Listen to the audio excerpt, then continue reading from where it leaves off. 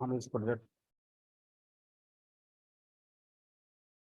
Project जो हम consider कर रहे हैं दैट इज बैंकिंग ऑटोमेशन। तो जो बैंकिंग से रिलेटेड ऑपरेशंस होते हैं उनका अगर हम ऑटोमेशन करके देखना चाहें तो कैसे कर सकते हैं, उसको लेकर एक मिनी प्रोजेक्ट हम लोग अपना बनाएंगे बैंकिंग ऑटोमेशन। तो किसी भी प्रोजेक्ट में दो चीजें हमारी होती हैं। पहली हमारी होती है इसमें प्रेजेंटेशन पार्ट, प्रेजेंटेशन लॉजिक, और दूसरा होता है हमारा बिजनेस या एप्लीकेशन लॉजिक। बिजनेस या एप्लीकेशन लॉजिक, इसका मतलब होता है कि आप अपना जो प्रोजेक्ट बना रहे हैं वो क्यों बना रहे हैं। तो हमने सोचा कि बैंक में अगर कोई नया कस्टमर आता है तो अकाउंट ओपन करने के लिए फिर वो कस्टमर अपना अमाउंट डिपॉजिट कर सकता है, विड्रॉ कर सकता है, बैलेंस देख सकता है ना, ये सब करने के लिए। तो अब जब आपने कहा कि यूज़र अपना अमाउंट डिपॉजिट कर सकता है, बैलेंस चेक कर सकता है, तो कहीं तो क्लिक करेगा वो। तो हम एक बटन लगा कर देंगे चेक बैलेंस, उससे पहले उसका लॉगिन कराएंगे। तो लॉगिन कराएंगे तो आप उससे उसका यूज़र नेम पासवर्ड वगैरह कुछ मांगेंगे। तो जो भी चीज़ें दिखाई देंगी वो हमारा क्या कहलाएगा, प्रेजेंटेशन पार्ट कहलाएगा। बटन का बनना, विंडो का बनना, टेक्स्ट फील्ड का बनना, ये सब क्या कहलाएगा, हमारा प्रेजेंटेशन लॉजिक कहलाएगा। बिजनेस लॉजिक क्या होता है या एप्लीकेशन लॉजिक क्या होता है, किसी बटन के क्लिक होने पर आप क्या करना चाहते हैं तो वो क्या होता है, हमारा लॉजिक कहलाता है या एप्लीकेशन लॉजिक कहलाता है। ठीक है। अब हमें ऐसा भी करना पड़ सकता है कि जो भी यूजर का डेटा हमारे पास आएगा वो डेटा हम परमानेंट स्टोर करना चाहेंगे। ऐसा तो नहीं होगा कि प्रोजेक्ट चल रहा है, यूजर ने अपना अकाउंट बनाया और जब तक प्रोजेक्ट चल रहा था तब तक वो चीजें दिखाई दे रही हैं। हम चाहते हैं यूजर कल आए, परसों आए, 10 दिन बाद आए, उसने लास्ट एक्टिविटी जो करी थी उसी के आगे से वो अपनी चीजों को स्टार्ट कर पाए। तो इसका मतलब क्या हुआ, हमें साथ में क्या देना होगा, एक परमानेंट स्टोरेज देनी होगी। परमानेंट स्टोरेज का मतलब हो गया हमें एक डेटाबेस को यहाँ पर यूज करना होगा। डेटाबेस हमारे पास दो मैंने आपको कराए थे, एक कराया था मैंने माई सिक्वल आपको, और दूसरा कराया था आपको एसक्यूलाइट। माई सिक्वल के साथ अगर हम जाते हैं तो चैलेंज ये रहेगा कि जब ये प्रोजेक्ट बन जाएगा तो बन जाने के बाद जब मैं आपको शेयर करूंगा तो डेटाबेस को अगर मैं शेयर करूंगा तो आपके कंप्यूटर में पाइथन इंस्टॉल है तो प्रोजेक्ट चल जाएगा, लेकिन आपके कंप्यूटर में माई सिक्वल भी इंस्टॉल होनी चाहिए, तभी तो डेटाबेस भी चल पाएगा हमारा।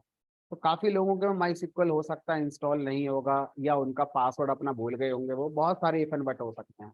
तो दूसरा सॉल्यूशन मैंने आपको बताया था उस समय कि आप एसक्यूएलाइट डेटाबेस का यूज कर सकते हैं, जो सिंपल फाइल बेस्ड डेटाबेस होता है जिसमें कोई इंस्टॉलेशन किसी सॉफ्टवेयर की हमें नहीं करनी होती है। तो हम क्या करेंगे, हम माई एसक्यूएल की जगह यहाँ पर एसक्यूएलाइट डेटाबेस का यूज करेंगे। आप फिर भी फ्री हैं, आप इस कोड को अपने एंड पर अगर माई एसक्यूएल के साथ इंटीग्रेट करना चाहते हैं तो कर सकते हैं, है ना। कोड में सिर्फ 2 लाइन का चेंज होता है, जो यूजर नेम पासवर्ड है वो माई सिक्वल के लगा देने हैं आपको।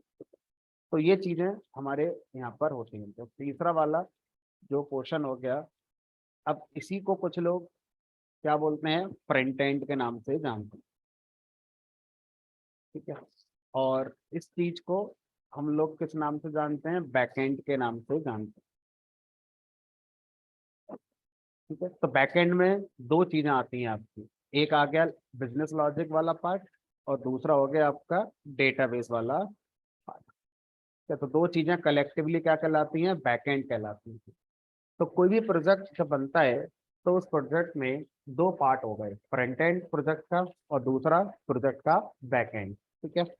अब हम विंडो बेस्ड प्रोजेक्ट जब बनाते हैं तो विंडो बेस्ड प्रोजेक्ट में ये दोनों पार्ट एक ही लैंग्वेज में लिखे जाते हैं। अगर हम वेब बेस्ड प्रोजेक्ट बना रहे होते तो ये दोनों पार्ट अलग अलग टेक्नोलॉजी में लिखे जाते हैं।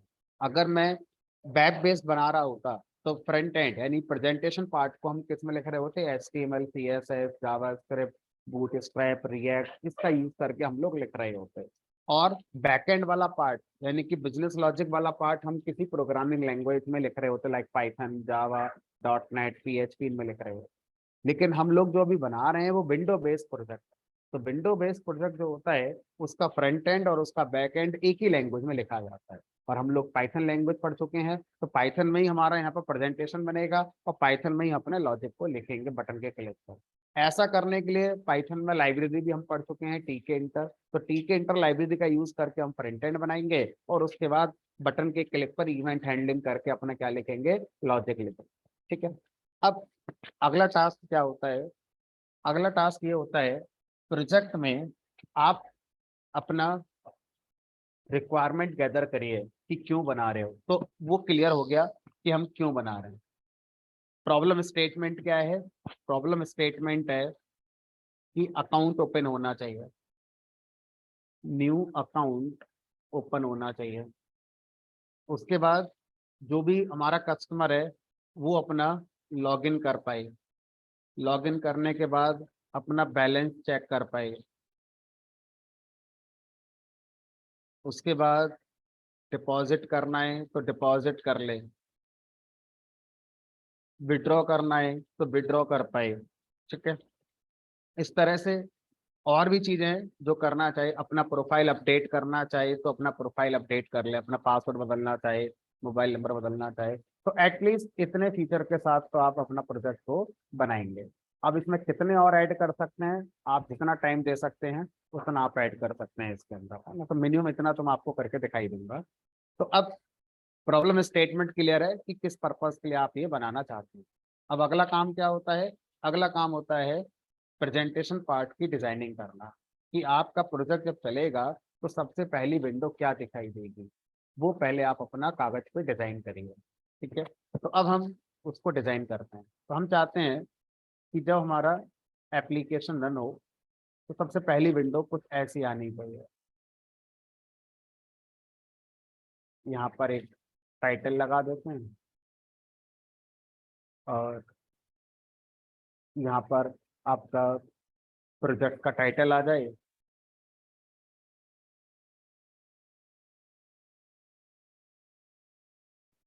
उसके बाद यहाँ पर हम यूजर को लॉगिन कराएंगे। तो यूजर को लॉगिन करने के लिए अपना अकाउंट नंबर देना होगा, तो हम अकाउंट नंबर यूज करेंगे लॉगिन करने के लिए। और पासवर्ड यूजर को बताना होगा, अकाउंट नंबर बताएगा, अपना पासवर्ड बताएगा। और यहाँ पर फिर हमने एक बटन लगा रखा होगा ऐसे करके, लॉगिन का रीसेट या कैंसिल करके जो भी करना है वो लगा देंगे। और यहाँ पर एक बटन लगा देंगे फॉरगॉट पासवर्ड का, कि अगर पासवर्ड भूल गए हो तो यहाँ पे क्लिक करके पासवर्ड अपना बना सकते हो। और इसी तरह से एक बटन और लगा देंगे न्यू यूज़र का, कि अगर आप न्यू यूज़र हैं तो आप ये कर सकते हो। तो यहाँ पर हम इस तरह से सोच रहे हैं कि कस्टमर अपना अकाउंट खुद खोल पाएगा, बैंक में जाकर बैंक के एम्प्लॉय को फॉर्म भरने की जरूरत नहीं है, खुद ही कस्टमर अपना अकाउंट खुद खोल सकता है, अपनी डिटेल दे अकाउंट खुल जाए। ठीक है। तो यहाँ पर हम एक बटन लगा देंगे ओपन न्यू अकाउंट करके, चाहे आप यहाँ लगा दो कहीं भी लगा दो, ओपन न्यू अकाउंट करके। ठीक है। तो इस तरह से ये हमारा क्या हो गया, पहली स्क्रीन है जो हम चाहते हैं जब प्रोजेक्ट चले तो हमारे सामने कुछ ऐसा आना चाहिए। ये मैं एक आपको उतना बता दे रहा हूँ जिससे कि हम प्रोजेक्ट में आगे बढ़ पाए। अब इसको आप कितना और बेटर कर सकते हैं अपने एंड पर आप कर सकते हैं, आप इसमें कोई बैंकिंग का लोगो लगा दो, कुछ मनी का लोगो लगा दो, बैकग्राउंड आप इमेज लगा दो, आप और जो करना चाहते हैं वो कर सकते हैं ना। अभी मैं जितना सिंपल हो सकता है वो मैं आपको कर रहा हूँ। ठीक है। अब उसके बाद ये तो हो गई मेरी पहली स्क्रीन। अब उसके बाद ये सोचिए कि जब यूजर यहाँ पर क्लिक करेगा, मान लीजिए न्यू अकाउंट पर, तब भी तो कुछ आएगा। ये न्यू अकाउंट वाला बटन है, मान लीजिए न्यू अकाउंट वाला बटन। तो जब यूजर यहाँ क्लिक करेगा तो क्या चाहते हो, हमने कहा तब भी एक विंडो चाहते हैं। और उस विंडो में हेडर तो सेम होना चाहिए, प्रोजेक्ट का नाम जैसे पहले आ रहा था वही आना चाहिए। वो नहीं बदलना है हमारे लिए।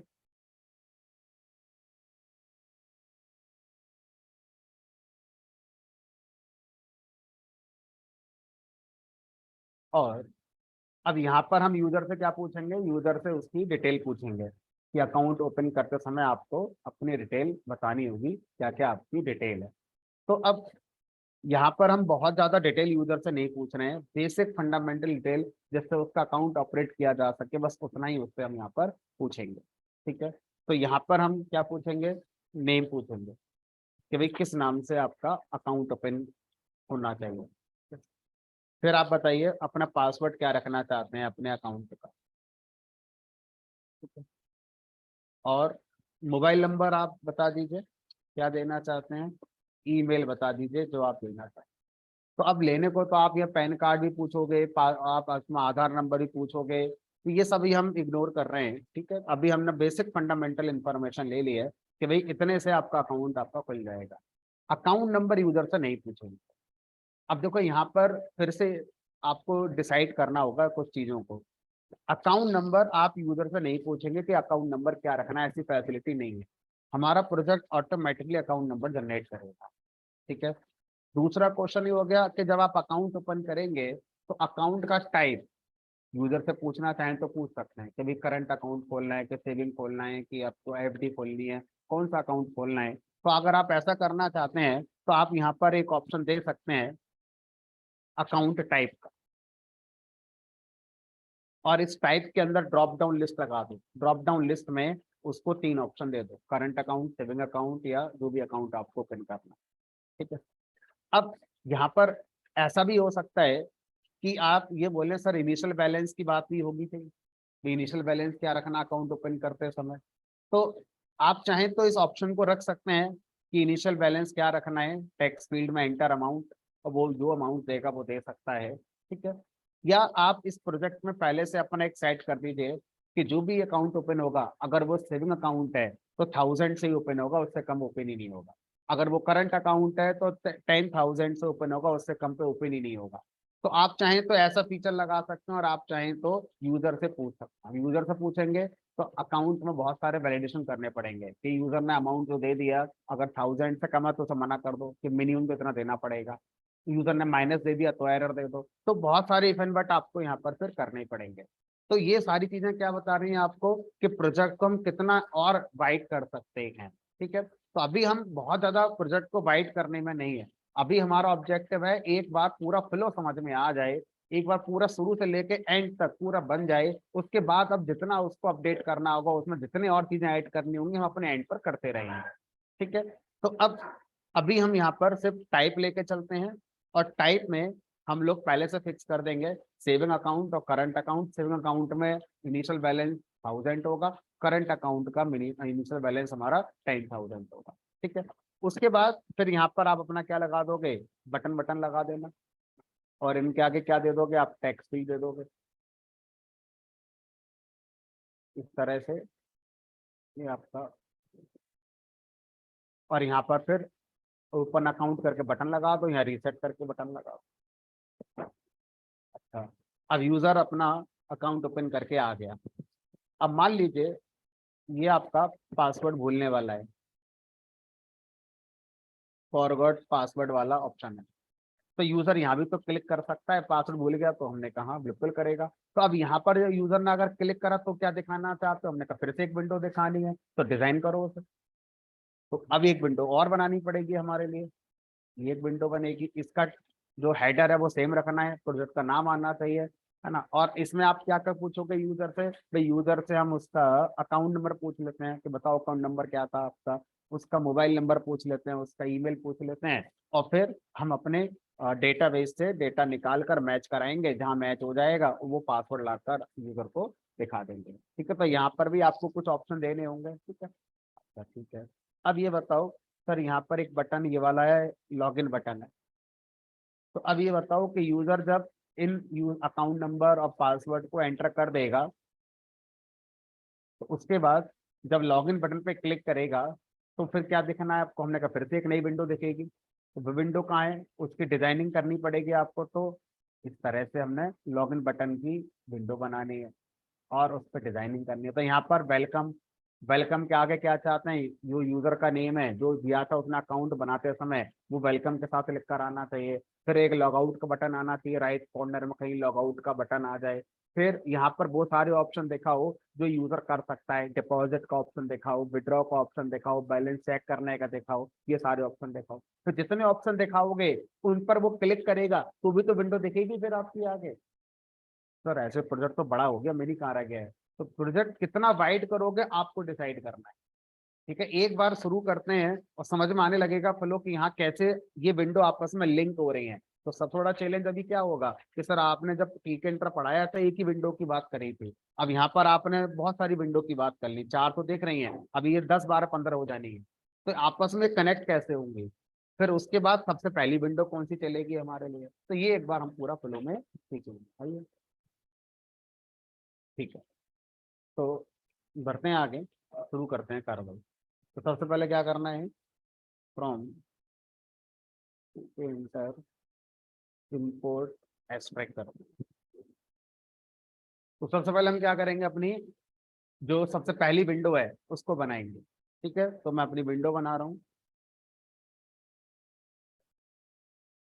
और इस विंडो से रिगार्डिंग जितनी प्रॉपर्टीज हैं जो हम सेट कर सकते हैं इनिशियली, वो हम सेट कर देते हैं।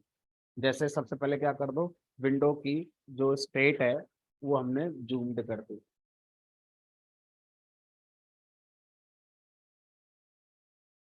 हाँ, तो फिर विंडो का जो रिसाइजेबल प्रॉपर्टी है उसको डिसेबल कर दिया।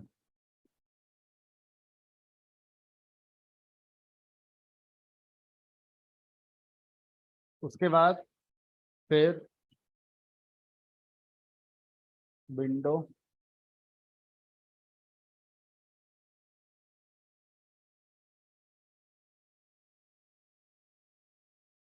विंडो का कॉन्फ़िगर बीजी कलर, मान लीजिए बीजी कलर मैंने कर दिया यहाँ पर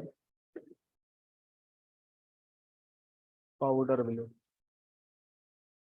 उसके बाद विंडो को मेन लूप में डालकर विजिबल कर दिया और साथ में विंडो का टाइटल बदल देते हैं।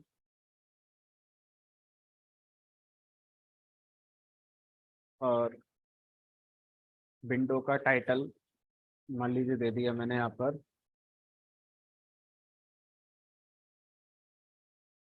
बैंकिंग।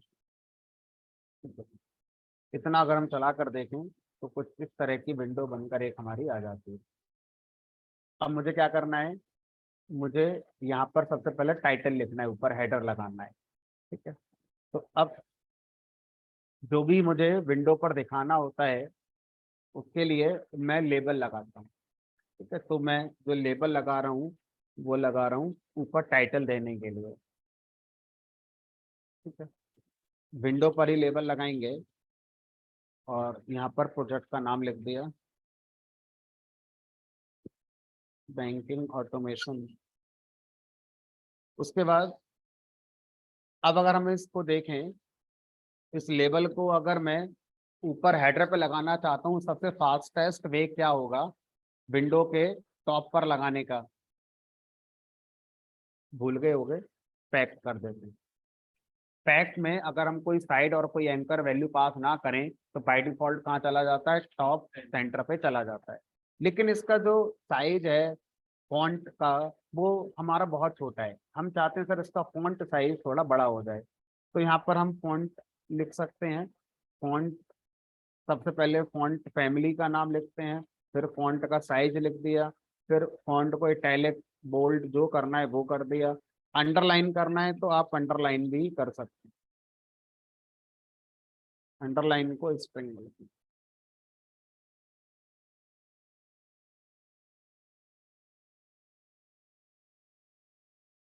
ठीक है, अब हम चाहते हैं सर इसका बैकग्राउंड कलर जो लेबल का अपना ग्रे वाला आ रहा है ये हमारा विंडो के कलर में मैच हो जाए। तो हम क्या करेंगे, इसका बैकग्राउंड कलर यहाँ पर लेवल का बैकग्राउंड कलर वही दे देंगे जो हमारी विंडो का कलर है। हम चाहते हैं सर थोड़ा सा साइज बड़ा हो जाए, तो आप यहाँ से, अब हम चाहेंगे कि यहाँ पर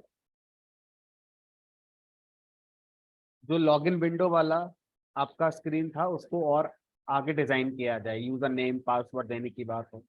तो मैं क्या सोचता हूँ, मैं ये सोचता हूँ कि हम पूरी एप्लीकेशन में विंडो एक ही रखेंगे, लेकिन हम क्या करेंगे, इस विंडो के ऊपर फ्रेम लाते जाएंगे। तो मैं एक फ्रेम बनाऊंगा और उस फ्रेम की जो विड्थ है वो इतनी कर दूंगा कि देखने वाले को लगेगा कि ये जो फ्रेम है वो यहाँ से यहाँ तक पूरा आ गया, विंडो के बराबर कर देंगे। और फ्रेम की जो हाइट है वो यहाँ से लेकर यहाँ तक करेंगे। और फ्रेम को मैं कहाँ सेट कर दूंगा, विंडो के इस पॉइंट पर सेट कर दूंगा, यहाँ पर। तो यहाँ पर x की वैल्यू 0 है और y यहाँ से यहाँ तक चले होंगे अराउंड, मुझे लग रहा है 100 पिक्सल हम चले होंगे। ठीक है, तो मैं एक फ्रेम बना दूंगा। अब मैं क्या करूंगा, जब भी किसी बटन पे क्लिक करूंगा तो बटन के क्लिक पर नई विंडो लेकर नहीं आऊंगा, मैं इसी विंडो पर एक नया फ्रेम क्रिएट कर दूंगा और उस नए फ्रेम को इस फ्रेम के ऊपर लगा दूंगा, सेम कोऑर्डिनेट पे लगा दूंगा। तो देखने वाले को क्या लगेगा, जो फ्रेम के अंदर के कंटेंट हैं वो आपको बदलते नजर आएंगे। तो हर बार का जो आपका टाइटल है वो सेम एज इट इज रहेगा, क्योंकि हम विंडो एक ही लगाएंगे पूरी एप्लीकेशन में। और उस विंडो पर अलग अलग स्क्रीन का इल्यूजन हम कैसे दे रहे हैं, अलग अलग फ्रेम लाकर दे रहे हैं। ठीक है, तो कैसे कर रहे हैं उसको देखें। तो अब ये जो सबसे पहला फ्रेम बनेगा, जब आप लॉगआउट करेंगे वापस फिर से यहाँ पर आएंगे तो कई बार आप वापस से इस फ्रेम पर आ सकते हैं जो सबसे पहले वाला आप बनाना चाहते हैं। ठीक है, तो अब मैं क्या सोचता हूँ प्रोग्राम के अंदर कि आगे अगर कोई भी कोड आप लिख रहे हैं जिसको आपको लगता है कि मुझे दोबारा इस कोड की जरूरत पड़ सकती है, तो उस कोड को कहाँ लिखना चाहिए, पाइथन के किस टॉपिक के अकॉर्डिंग हम अपने कोड को एक बार लिखने के बाद दोबारा कभी भी इस्तेमाल कर सकते हैं, फंक्शन। तो अब मैं क्या करूंगा, जितने भी फ्रेम बनाऊंगा वो सब मैं फंक्शन के अंदर बनाऊंगा, ताकि जब भी मुझे जरूरत पड़ेगी मैं उस फंक्शन को कॉल करूंगा, मुझे फ्रेम मिल जाए। ठीक है, तो अब मैं यहाँ पर ये वाला जो कोड है ये परमानेंट हो गया, ये तो मुझे चाहिए ही चाहिए। अब आगे का जो कोड है वो मुझे कई बार हो सकता है जरूरत पड़े उसकी। तो अब तो मैंने एक फंक्शन बनाया और फंक्शन का नाम थोड़ा रीडेबल कर देते हैं जिससे कि समझ में आ जाए कि हम ये क्यों बना रहे हैं। तो मान लीजिए मैंने इसका नाम कर दिया होम स्क्रीन करके, होम स्क्रीन नाम से एक फंक्शन बना दिया। अब इस फंक्शन की जिम्मेदारी है फ्रेम बनाना, उस फ्रेम की विड्थ उतनी ही कर दो जितने हमारा विंडो की विड्थ है। तो यहाँ पर हमने एक फ्रेम बनाया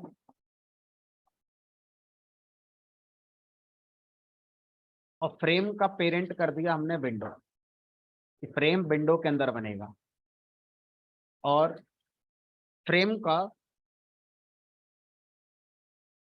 कॉन्फ़िगर, इसका बैकग्राउंड कलर अभी मैंने दे दिया मान लीजिए पिंक, ताकि देखकर फील हो कि कहाँ पर ये फ्रेम हमारा आ रहा है, कहाँ चल रहा है। उसके बाद मैंने यहाँ पर फ्रेम को, हाँ, फ्रेम को प्लेस कर दिया मैंने और फ्रेम को प्लेस कर दिया x=0 और मान लीजिए y=100। अब जब हम फ्रेम को प्लेस करते हैं तो उस समय भी हम क्या दे सकते हैं, फ्रेम की विड्थ और हाइट दे सकते हैं। ठीक है, और बेटर ये होगा कि जब भी हम प्लेस का यूज करें तो रिलेटिव यूज करें, relative x 0, relative y। Window की जो हाइट है, मान लो उस हाइट का 0.8% मैंने ले लिया, तो विंडो की हाइट जितनी है पता नहीं कितनी है, हमने फुल स्क्रीन ले लिया, तो विंडो की हाइट का 80% हमारा हाइट हो जाएगी। ठीक है, अब रिलेटिव विड्थ, फ्रेम की विड्थ कितनी रखनी है, उतनी रखनी है जितनी विंडो की विड्थ है, तो कितना कर दें, 1। ठीक है, ये रिलेटिव हाइट मुझे लग रहा है ये मेरा कोऑर्डिनेट है, ये मुझे लेनी चाहिए 0.1 के आसपास, है ना, कि कहाँ से हमारा फ्रेम बनना स्टार्ट होगा। ठीक है, ये वो है जहां से फ्रेम बनना स्टार्ट होगा। और रिलेटिव हाइट ये मैंने कर दी मान लो 0.5। तो इन चारों को अभी मैं आपको रन करा कर दिखाऊंगा तो ये चारों समझ में आ जाएंगे। अब ये फंक्शन है, ये क्या बोलेगा कि मैं अपने आप तो चलूंगा नहीं, आप मुझे कॉल करोगे तब मैं चलूंगा। तो मैं क्या करूंगा, मैं इसको होम स्क्रीन वाले फंक्शन को कॉल कर देता हूँ। ठीक है,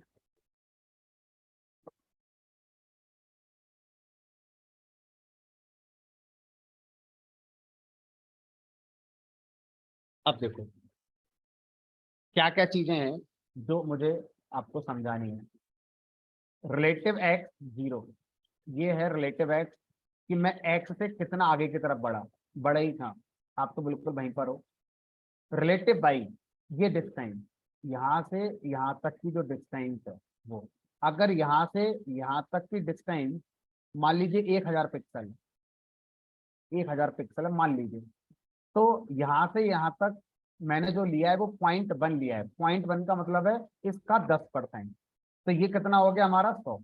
तो जो हमारा विंडो ये फ्रेम आया है वो यहाँ से आया है, यहाँ से भी तो आ सकता था, यहाँ से आ सकता था। तो अगर मैं इसको बदल बदल के दिखाऊंगा तो आपको ये बात समझ में आ जाएगी। अगर मैं इसको 0.1 से 0.2 करूँ तो ये फ्रेम किधर नजर आना चाहिए मुझे, थोड़ा सा नीचे आगे। तो रिलेटिव वाई क्या कर रहा है, ये समझ में आ गया कि फ्रेम वर्टिकली कहाँ से बनना शुरू होगा।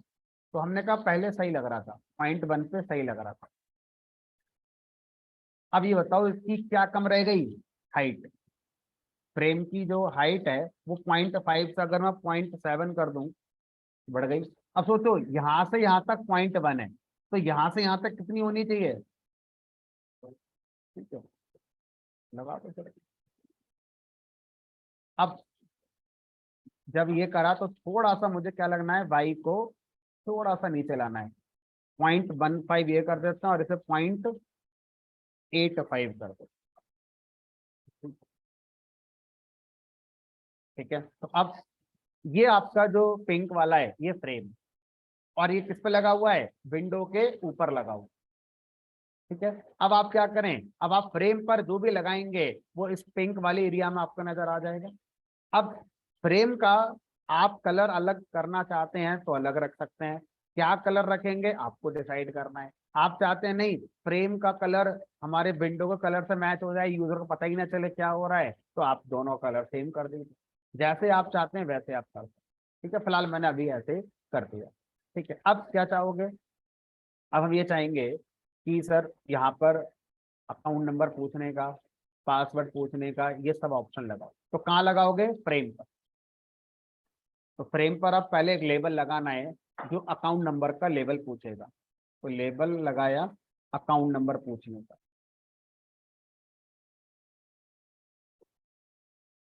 और ये लेबल कहाँ लगेगा, फ्रेम पे लगेगा। ठीक है, तो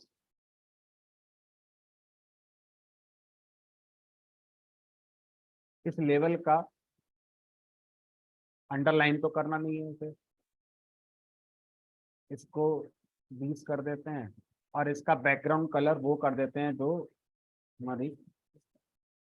अब ये लेबल अकाउंट नंबर जो हमने बनाया है अकाउंट नंबर वाला, ये फ्रेम में कहाँ प्लेस करोगे आप,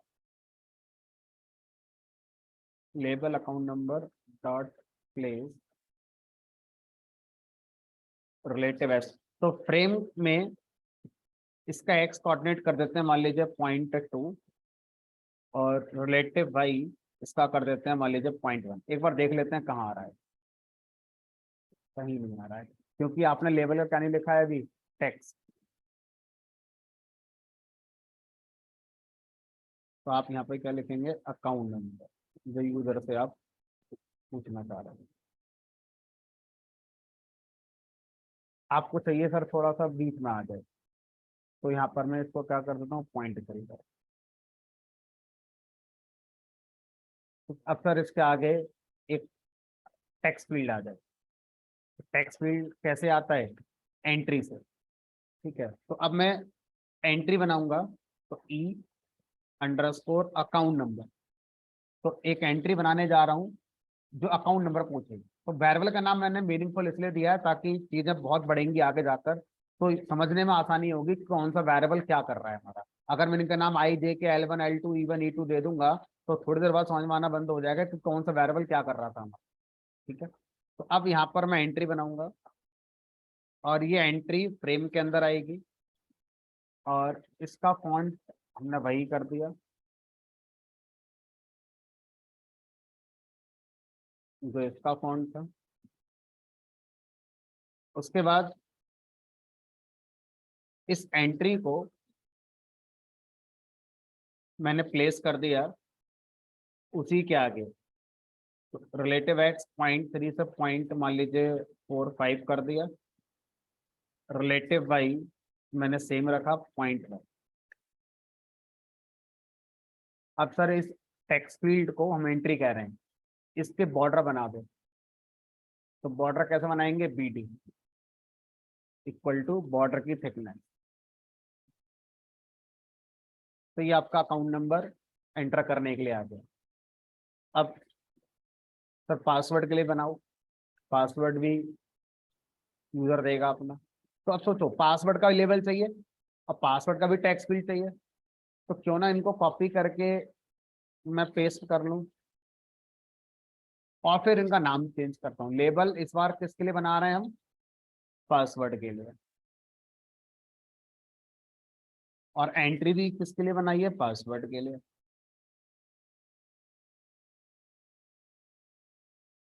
अब क्या क्या चेंज करना है, अकाउंट नंबर की जगह यहाँ पर क्या लिखना है, पास।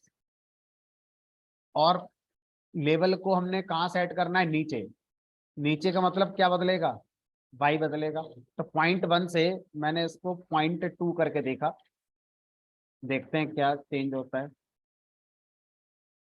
ठीक लग रहा है, ठीक है।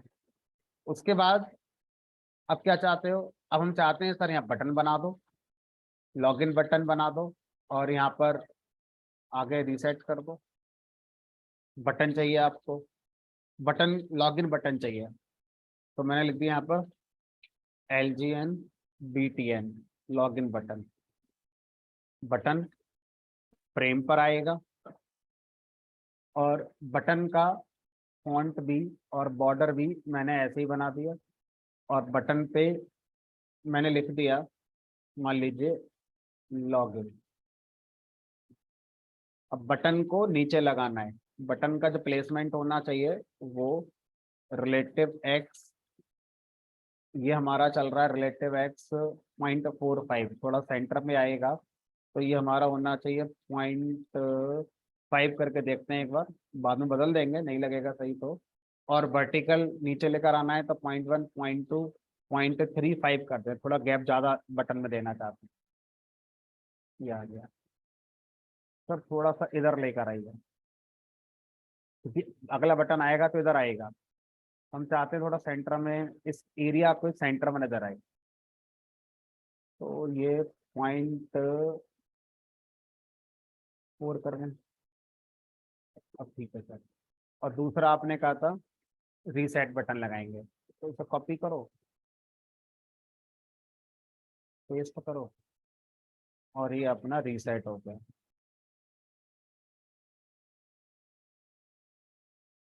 इसको थोड़ा सा राइट में लेके जाना है।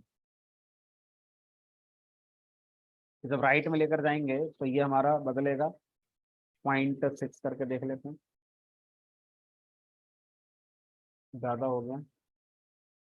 0.5 करके देख लेते हैं। अब और क्या चाहते हो, अब हम सर फॉरगॉट पासवर्ड का बटन चाहते हैं, पासवर्ड भूल गए हम, तो क्या होगा।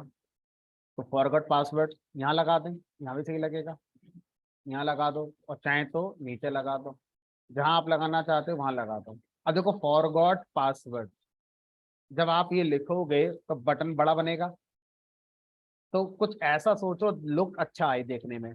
तो फॉरगॉट पासवर्ड यहाँ से कुछ ऐसा सोचो, यहाँ से चले और यहाँ तक आए, ठीक है। तो लगाते हैं, बटन ही चाहिए तो इसको कॉपी करो, पेस्ट, और ये लगा दिया मैंने FP बटन, FP बटन। अब ये थोड़ा सा और यहाँ लिख दिया फॉरगॉट पासवर्ड।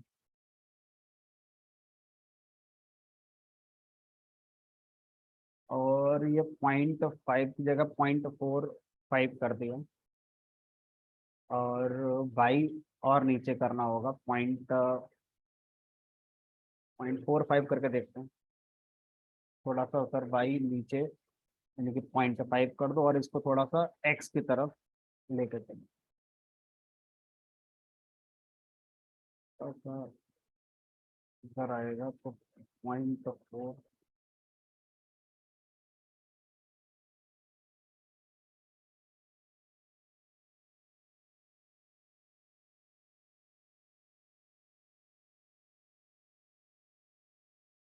तो एक काम करते हैं आप इतना, चलो कर लो। ठीक है। अब सर न्यू अकाउंट ओपन करने का बटन वो भी चाहिए, तो या तो ऊपर दाएं बाएं कहीं लगा दो, या सर इसके नीचे लगा दो ऐसे करके। तो मतलब एक पिरामिड शेप जैसा बना दिया हमने, ऐसा दिमाग में कुछ आया है ना। हो सकता है आपके दिमाग में और अच्छा आ जाए, तो वो डिजाइनिंग देखो आप अपने हिसाब से कर लेना। कहीं कोई सा कोई कहीं लगा दो, आपके ऊपर है क्या सोच रहे हो। मैं तो स्क्रीन थोड़ा सा भरी भरी नजर आएगी, इसलिए उसके नीचे मैं ले जा रहा हूँ। तो आप और क्या करना चाहते हो, आप क्या सोच सकते हो, इसके लिए आप बिल्कुल हो सकता है बहुत अच्छा सोच सकते हो। तो यहाँ लगा दिया मैंने न्यू बटन, और यहाँ लिख दिया ओपन न्यू अकाउंट, बड़ा टेक्स्ट लिखा जिससे कि बटन थोड़ा बड़ा बने, वरना विड्थ में दे सकता हूँ बटन की। ओपन न्यू अकाउंट, ठीक है, सब कुछ सही। और ये 0.35 करके देखा, और ये 0.65 करके देखा। ठीक है, थोड़ा सा नहीं, अगर ये इधर लाओगे तो इधर हो जाएगा। अब बटन को मुझे लगता है इसकी विड्थ दे देनी चाहिए मुझे। विड्थ इक्वल टू, मैंने यहाँ पर मान लो 12 देकर दो, तो छोटी हो गई, कोई बात नहीं, 16 दे दो। हाँ। सर फॉरवर्ड पासवर्ड में कुछ ऐसे ही कर दो, बड़ा हौच पौच सा नजर आ रहा है। यहाँ स्पेस इधर उधर ज़्यादा है, यहाँ पे थोड़ा कम है। तो आप देख लो, ये सब आराम से घर बैठ के करने वाली चीज़ें भी होगी। तो विथ मान लीजिए मैंने इसकी 16 दे दी, सर इसका सभी डायमेंशन बिगड़ गया पूरा।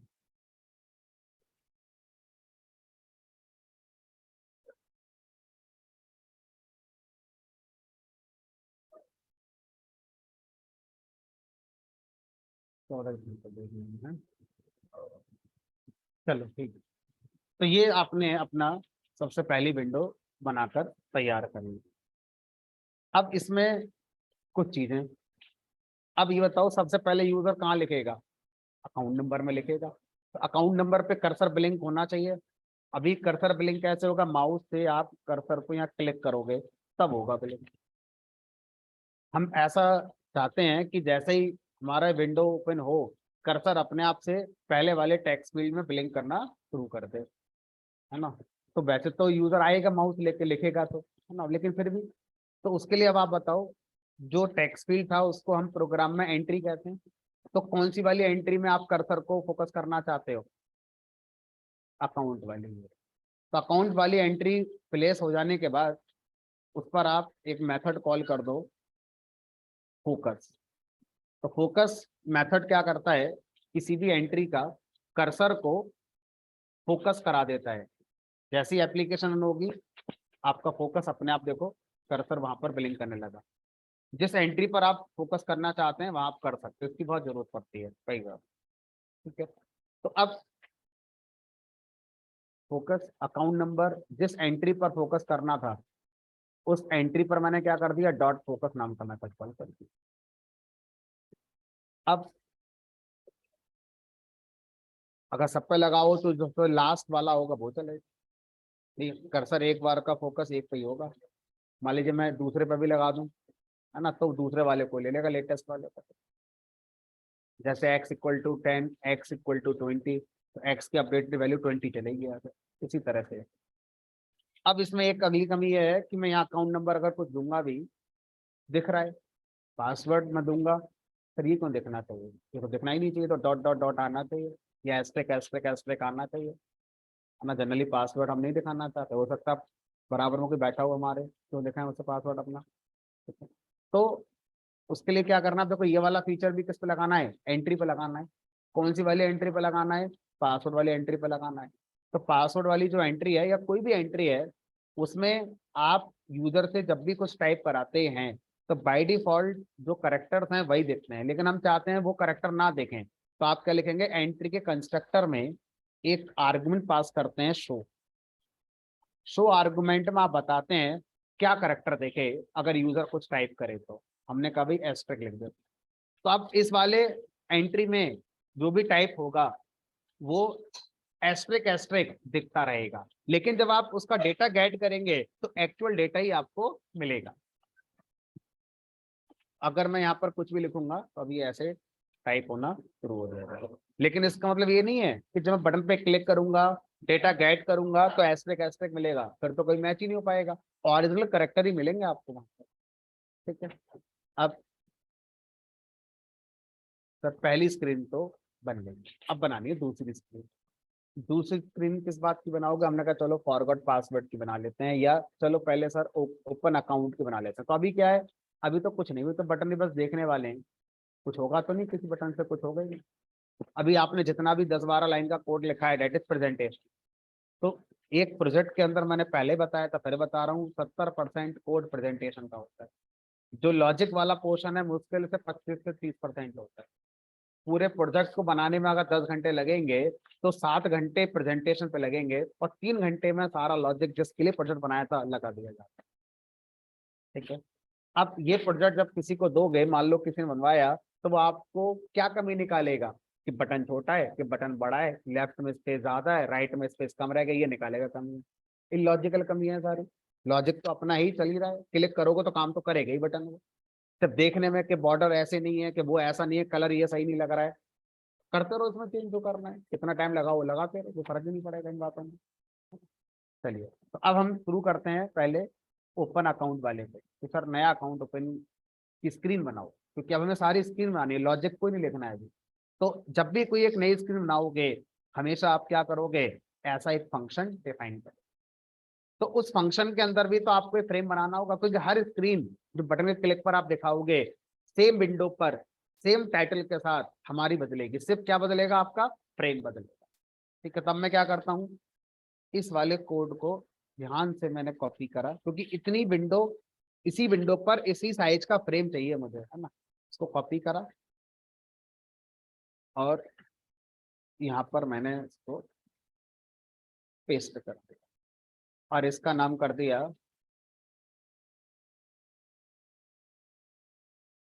Open screen. ओपन अकाउंट कर देते हैं, open ACN screen, open account screen.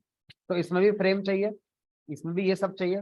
तब अब एक थोड़ी देर के लिए क्या करते हैं, इसका कलर ग्रीन कर देते हैं, बस थोड़ी देर के लिए, बाकी बाद में आप सेम कर देना, कोई दिक्कत नहीं। अब ये बताओ, इस स्क्रीन पर आप आना चाहते हैं, इस स्क्रीन पर कब आना चाहोगे, जब यूजर इस बटन पे क्लिक कर। तो किसी बटन के क्लिक पर अगर कुछ करना है तो हमें उस बटन का इवेंट हैंडल करना हो।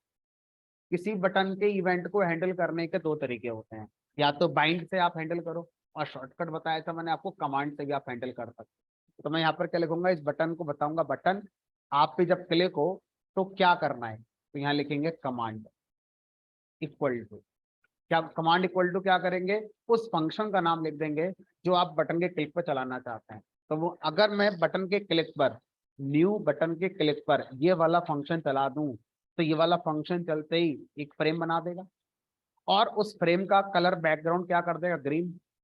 अब ऑलरेडी एक फ्रेम दिख रहा होगा यूजर के लिए, उसी फ्रेम के ऊपर मेरा वाला फ्रेम इस लाइन की वजह से आ जाएगा। तो यूजर को अब कौन सा फ्रेम ऊपर देखने लगेगा, ग्रीन वाला देखने लगेगा, लेकिन पीछे अभी मेमोरी के अंदर पिंक वाला भी पड़ा होगा, बट दिख नहीं रहा है। ऐसे मान लो ताश की गड्डी है, ऐसे करके दिखा रहे हैं, एक एक कार्ड दिख रहा है बस, लेकिन पीछे 51 कार्ड अभी भी है हमारे, काइंड ऑफ। अब तो यहाँ पर मैं लिखता हूँ command equal to open account, हो गया। हमने कहा देखो विंडो नहीं बदल रही है, क्या बदल रहा है, फ्रेम। फ्रेम भी बदल नहीं रहा है, फ्रेम पे फ्रेम ला रहे हैं। इस ग्रीन फ्रेम के पीछे पिंक फ्रेम है। और ये बात कब पता चलेगी, अगर मैं ग्रीन फ्रेम का साइज छोटा कर दूं तो आपको पीछे वाला पिंक दिखने लगेगा, क्योंकि वो है, गया कहाँ है, वो कहीं नहीं गया है।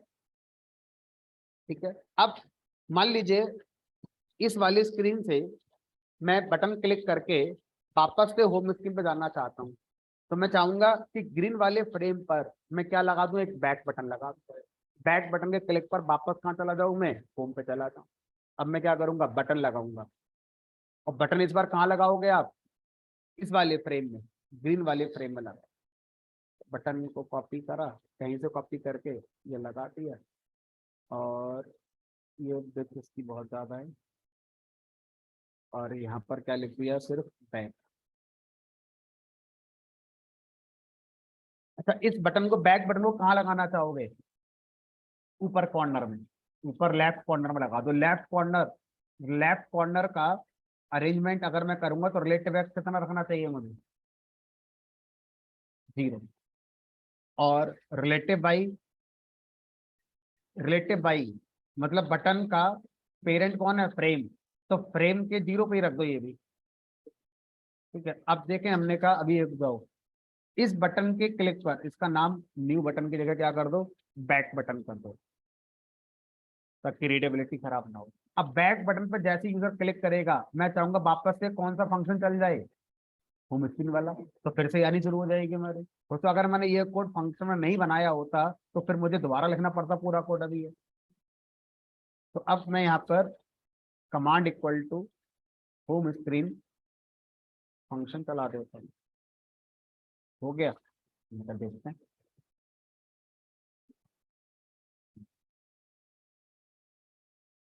अब अगर मैं इस वाली स्क्रीन का कलर ग्रीन की जगह वापस से पिंक कर दूं, तो बीच में जो फ्लक्चुएशन 1 सेकंड का आ रहा है आंखों को, वो भी नहीं आएगा।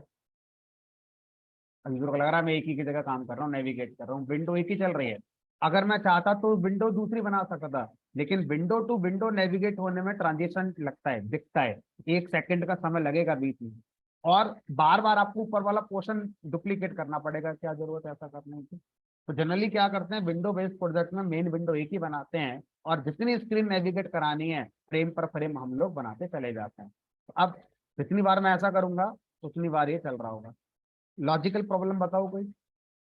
लॉजिकल प्रॉब्लम ये है कि 10 बार 15 20 बार के बाद ये एरर देके बंद हो जाएगा।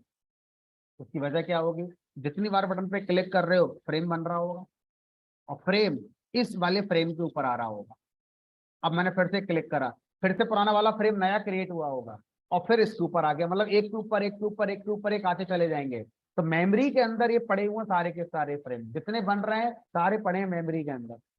एक टाइम के बाद मेमोरी में जगह नहीं बचेगी और एरर आ जाएगी।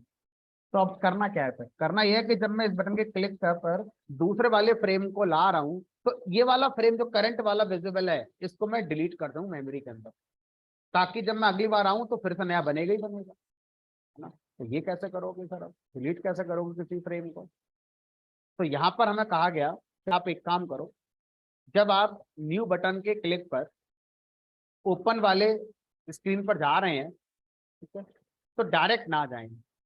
फिर क्या करें, पहले आप यहाँ पर कोई एक और फंक्शन बनाएं, पहले वहां पर जाएं। तो यहाँ पर मैं क्या लिखता हूँ, मैं लिखता हूँ यहाँ पर ओपन अकाउंट क्लिक, इस नाम से मैंने एक फंक्शन बनाना है, बनाए नहीं अभी बनाना है।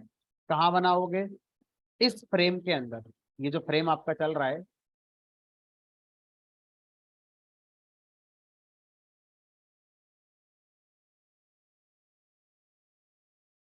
ये फ्रेम चल रहा है, इसी फ्रेम के अंदर यानी कि इसी फंक्शन के अंदर आप उस बटन का क्लिक वाला फंक्शन बना लो। कहाँ बना लो, फ्रेम बनाने के बाद।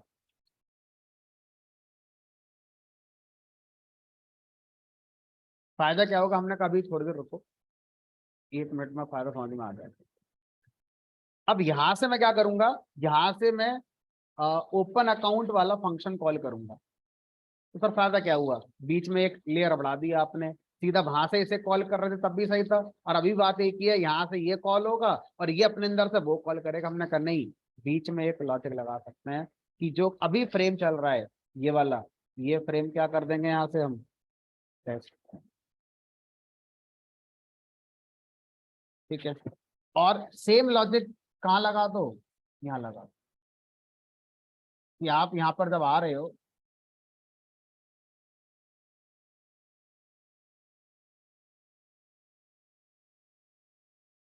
तो इसका नाम आपने कर दिया बैक क्लिक। इस नाम से एक फंक्शन बनाओ,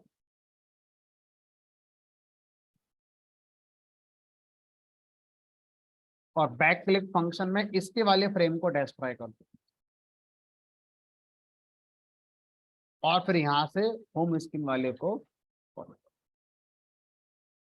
अब ये परफेक्ट, दिखने में भी परफेक्ट था, पीछे मेमोरी में भी परफेक्ट है। जितनी बार बटन पे क्लिक हो रहा है एग्जिस्टिंग फ्रेम को खत्म कर जा रहे हैं और नया फ्रेम सामने आ रहा है, हर बार ऐसे ही हो रहा हो। अब सर इसको भी चला दो, फॉरवर्ड पासवर्ड चल नहीं रहा है, तो पहले ओपन अकाउंट में यहाँ पर चीजें तो बना लो कि ओपन अकाउंट में क्या क्या दिखाना चाहते हो। तो हमने यूजर से नाम पूछना है, पासवर्ड पूछना है, मोबाइल नंबर पूछना है, ईमेल पूछना है, और अकाउंट का टाइप पूछना है, और बटन क्लिक कर देना है। ये सारी चीजें पूछनी है। कहाँ पूछनी है, ये बैक क्लिक वाले पर पूछनी है। अब लेबल और एंट्री चाहिए, ध्यान से सोचो, मैं लेबल और एंट्री यहाँ लगा ही चुका हूँ एक बार। तो कॉपी कर रहे हैं और पेस्ट करें, तो कॉपी पेस्ट भी करें तो बड़ा ध्यान से करें, क्योंकि आपने कॉपी करा और किसी का मोबाइल आ गया, कॉल आ गया, मैसेज आ गया, व्हाट्सअप आ गया, और आप उसमें बिजी हो गए, तो आप भटक जाओगे मैंने कॉपी कहाँ से करा था, पेस्ट कहाँ करना है। तो जब कॉपी पेस्ट कर रहे हो तो मोबाइल स्विच ऑफ कर दें, सही से सही जगह हो जाएगा, वरना भटक जाओगे रास्ते में। ठीक है, अब ये लेबल मैंने कॉपी करा। अब यहाँ पर मैं अकाउंट नंबर नहीं पूछ रहा हूँ यूजर से, वो तो ऑटो जनरेट होगा, मैं उससे क्या पूछ रहा हूँ, उसका नेम पूछ रहा हूँ। बाकी सब चीजें सही है, ये भी पिंक ठीक है। और टेक्स्ट में हम क्या पूछेंगे, यूजर से भी अपना नाम बताओ, क्या नाम देंगे। प्लेस जहाँ हो रहा है होने देते हैं, आगे चेक करेंगे। अब जो एंट्री है वो अकाउंट नंबर की नहीं है, वो नेम की एंट्री है।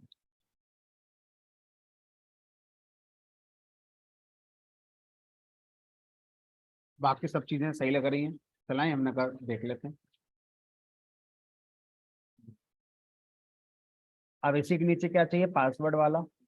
इसी के नीचे चाहिए मुझे ईमेल, मोबाइल नंबर, ये सारा चाहिए। तो इसका मतलब है इतना कॉपी करूं,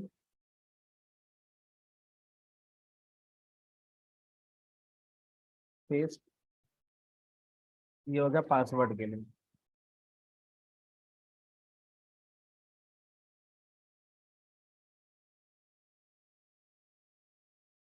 पासवर्ड में ध्यान क्या रखना है, अच्छा पासवर्ड इस समय जब आप दे रहे हो तो चलो ये भी शो वाला कर दो, है ना, एस्ट्रिक लगा दो। और लेवल का पासवर्ड एक्स तो दोनों के सही रहेंगे, बाई बदलो, .1 से .2 कर दो, और इसे .2 कर दो। कोई बात नहीं, और यहाँ नेम की जगह लगा दो पासवर्ड। ये तो चलो नेम हो गया, पासवर्ड हो गया, और क्या क्या यूजर पूछ रहे थे, ईमेल, मोबाइल नंबर।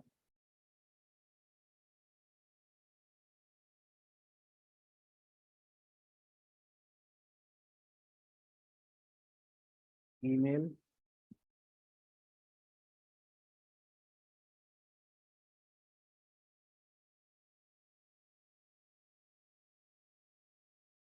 .3, .3, और यहाँ पर कर दिया ईमेल। और उसके बाद था हमारा मोबाइल नंबर।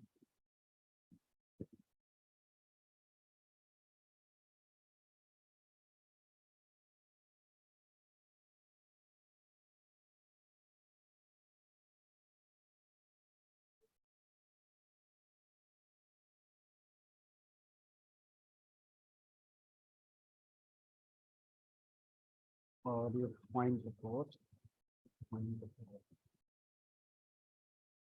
नेम, पास, ईमेल, मोबाइल नंबर। अब यहाँ पर अकाउंट का टाइप, अकाउंट का टाइप देखो, यहाँ पर आप पहले से गैस नहीं कर सकते कि यूजर अपना नाम क्या दे सकता है, तो उसको लिखना ही पड़ेगा, मेहनत करनी पड़ेगी लिखने में।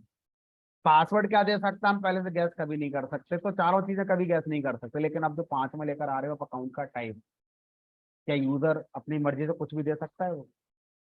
तो यूजर यहाँ मेहनत नहीं करना चाहेगा, क्या बोलेगा मुझे ऑप्शन दो, मैं सेलेक्ट करूंगा, मैं लिखूंगा क्यों? करंट की स्पेलिंग कैसे लिख दी तो, सेविंग की स्पेलिंग कैसे लिख दी तो, यूजर है कुछ भी कर सकता है। तो जहां पर हम पहले से प्रिडिक्ट कर सकते हैं कि ये ऑप्शन आ सकते हैं यूजर से, यूजर को परेशान मत करो, उसको टाइप मत करवाओ, यूजर को आलसी मानो, बोलकर आलसी है वो। तो उसको पहले से ही radio button, check box, drop down list, इस तरह से ऑप्शन बना कर दे, है ना। तो अब हम एक ड्रॉप डाउन लिस्ट भी सीख लेते हैं, क्योंकि हमने जब पढ़ा था तब नहीं सीखी थी, आज सीख लेते हैं। तो लेवल तो मुझे वैसे वही चाहिए होगा, तो लेवल आ गया टाइप का, आ गया मोबाइल है, ये आ गया हमारा टाइप। और यहाँ पे लिख दिया मैंने टाइप, और इसको 0.5 लिया। यहाँ तक तो चलो सर सही है। अब इसके आगे ड्रॉप डाउन लिस्ट कैसे बनेगा, तो पाइथन में टीके इंटरेक्ट के अंदर ड्रॉप डाउन लिस्ट बनाने के लिए एक विजिट होता है कॉम्बो बॉक्स।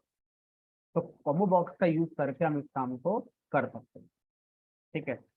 कॉम्बो बॉक्स मुझे लगता है डायरेक्ट मिलेगा भी नहीं, कॉम्बो बॉक्स को हमें अलग से पहले इंपोर्ट करना पड़ेगा फ्रॉम टीके इंटर डॉट टी टी के, एक सब मॉड्यूल है, इसके अंदर होता है कॉम्बो बॉक्स। तो टी के इंट्रा के अंदर टीटी के नाम का एक सब मॉड्यूल और है, इसके अंदर भी कुछ विजिट्स होते हैं, है ना। तो जो कॉम्बो बॉक्स है ये ड्रॉप डाउन हमारा रिप्रेजेंट करता है टी के इंट्रा के अंदर, और ये डायरेक्ट टी के इंट्रा के अंदर नहीं है, टी के इंट्रा के अंदर एक सब मॉड्यूल है टीटी के, उसके अंदर मिलेगा, ठीक है। तो पहले इसको इंपोर्ट करना हो, कर लिया। अब यहाँ पर हम क्या करेंगे, कॉम्बो बॉक्स बना रहे हैं टाइप को इंपोर्ट कराने के लिए, कॉम्बो बॉक्स फ्रेम पे लगेगा,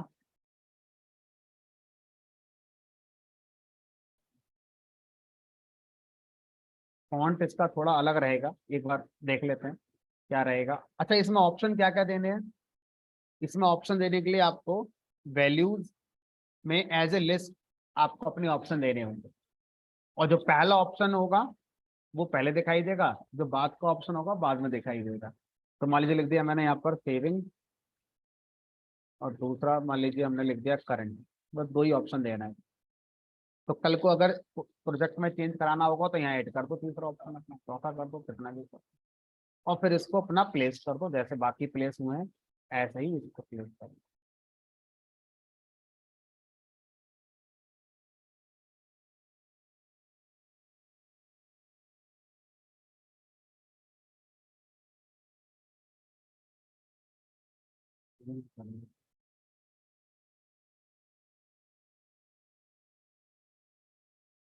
तो इस तरह से हम क्या कर सकते हैं, ड्रॉप डाउन लिस्ट को बना सकते हैं। ठीक, इसमें एक ऐसा कर दे, मतलब देखने में अच्छा साइड लगता है, सेलेक्ट अकाउंट। तो सबसे पहले जो लिखा होता है वो दिखता है बाय डिफॉल्ट, तो सबसे पहले ये आ जाए। कुछ नहीं आ रहा सर, इसमें ड्रॉप डाउन के अंदर ही आ रहे हैं सारे, मैं चाहता हूँ ये पहले लिख कर आ जाए। हाँ, डिफॉल्ट सबसे जीरो इंडेक्स वाला हो जाए, तो कैसे करेंगे डिफॉल्ट, कॉम्बो बॉक्स के अंदर एक मेथड है जिसका नाम है करंट। करंट मेथड में आपको बताना है किस इंडेक्स की वैल्यू को करंट वैल्यू बनाना है।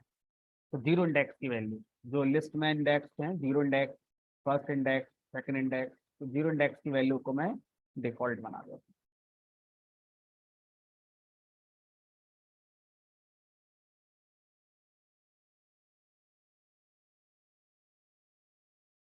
जो भी आप सिलेक्ट करना चाहते हैं यहाँ पे। ठीक, तो ये अपना ठीक ठाक लग रहा है।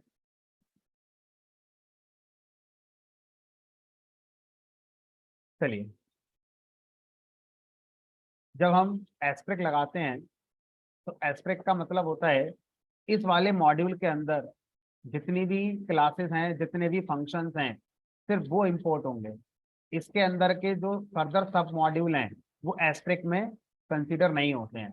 तो अगर किसी मॉड्यूल के अंदर के सब मॉड्यूल को मुझे यूज करना है तो मुझे उसको अलग से इंपोर्ट में लिखना होगा। ठीक है, तो जब हम एस्ट्रिक लगाते हैं तो एस्ट्रिक का मतलब ये नहीं होता है कि हमने उस मॉड्यूल के अंदर जो भी था सब इंपोर्ट कर लिया। एस्ट्रिक का मतलब होता है उसके अंदर जो भी फंक्शंस हैं, जो भी वेरिएबल्स हैं, जो भी क्लासेस हैं वो इंपोर्ट हो गई। लेकिन अगर फर्दर सब मॉड्यूल हैं तो वो इंपोर्ट नहीं होते, उनके लिए मुझे अलग से फिर इन सब इंपोर्ट के लिए इंपोर्ट लगाना पड़ेगा। ठीक है, चलिए अब आगे चलते हैं।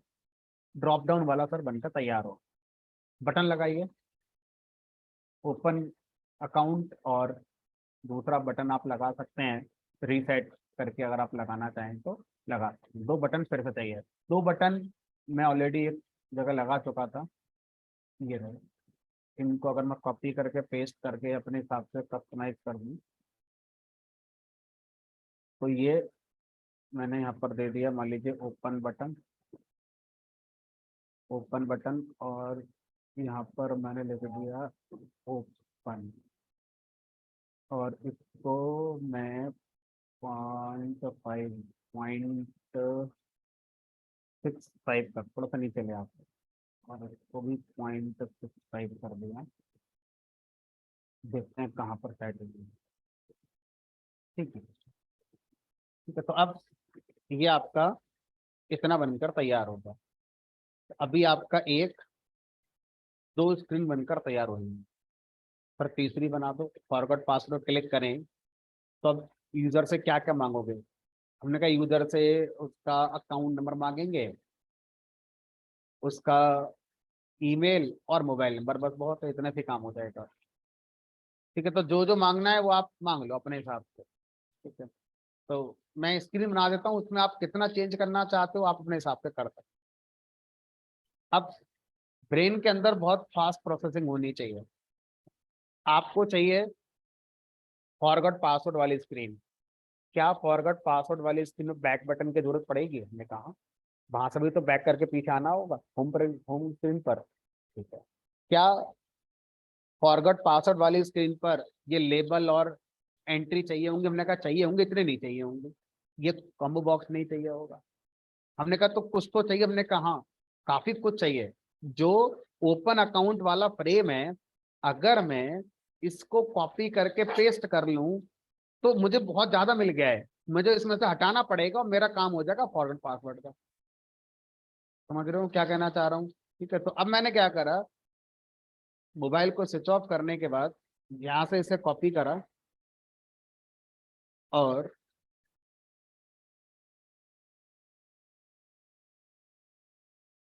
ये इसी के नीचे पेस्ट कर दिया। ठीक है, और इसका नाम बदलकर मैंने फॉरवर्ड पासवर्ड स्क्रीन रख दिया। फॉरवर्ड स्क्रीन, सब कुछ सेम, ये भी सही है, ये भी सही है, ये भी चाहिए। अब लेबल में नेम की जगह क्या चाहिए? अकाउंट नंबर दो अपना। यहाँ पर अकाउंट नंबर बताओ अपना क्या था। एंट्री चाहिए, फोकस भी चाहिए, पासवर्ड नहीं चाहिए। लेकिन पासवर्ड की जगह क्या चाहिए? ईमेल और मोबाइल नंबर तो पूछ ही रहे हो, तो ये हटा दो। ईमेल तैयार है, मोबाइल नंबर तैयार है, लेकिन सर इनको थोड़ा ऊपर करना है क्योंकि ये नीचे आएंगे। पॉइंट, .3, .3, ये नहीं चाहिए, ये हटा दो। और बाकी ये दोनों चाहिए, तो यहाँ पर क्या लिख दो? रिकवर लिख दो या रीसेट कर दो। इसको 3 4 5 ऊपर ले आओ, और यहाँ ओपन की जगह रिकवर लिख दो। बाकी तो सब ठीक ठाक ही लग रहा है। उसके बाद फॉरगॉट पासवर्ड, जो लॉगिन स्क्रीन है उसके कमांड को एक्टिवेट करो, क्योंकि यहाँ से क्लिक करोगे तो इसका कमांड एक्टिवेट होना चाहिए। अब इसके कमांड पे क्या लिख दिया मैंने, fp_click, और इस नाम का एक फंक्शन बना देते हैं जहां से करंट फ्रेम को डिस्ट्रॉय करके फॉरगॉट पासवर्ड के पास चले जाते हैं। तो इसके जैसा ही मुझे कुछ बनाना है।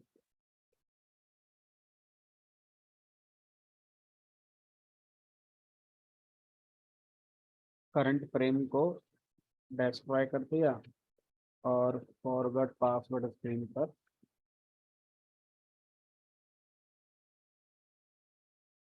रिकवर और रीसेट बटन, कोई बात नहीं।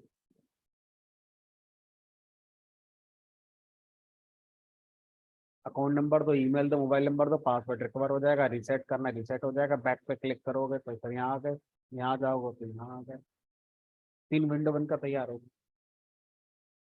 ज्यादा एफर्ट लगे थे पहली बनाने में, उसके बाद तो कंसंट्रेशन लेवल हाई रखना है। कॉपी पेस्ट और कस्टमाइज करते चले जाओ, सिमिलरिटी भी आती जाएगी, सबके बटन फॉन्ट साइज सब एक जैसे हो जाएंगे क्योंकि सब कॉपी पेस्ट चल रहा है। अब मान लीजिए लॉगिन बटन के क्लिक पर हम चाहते हैं आगे बढ़े, अभी तो कुछ नहीं हुआ, तो लॉगिन बटन के क्लिक पर क्या चाहोगे? हमने कहा इस बार फ्रेम चाहेंगे, ठीक है, लेकिन इस बार बैक बटन नहीं चाहिए। फिर क्या चाहिए?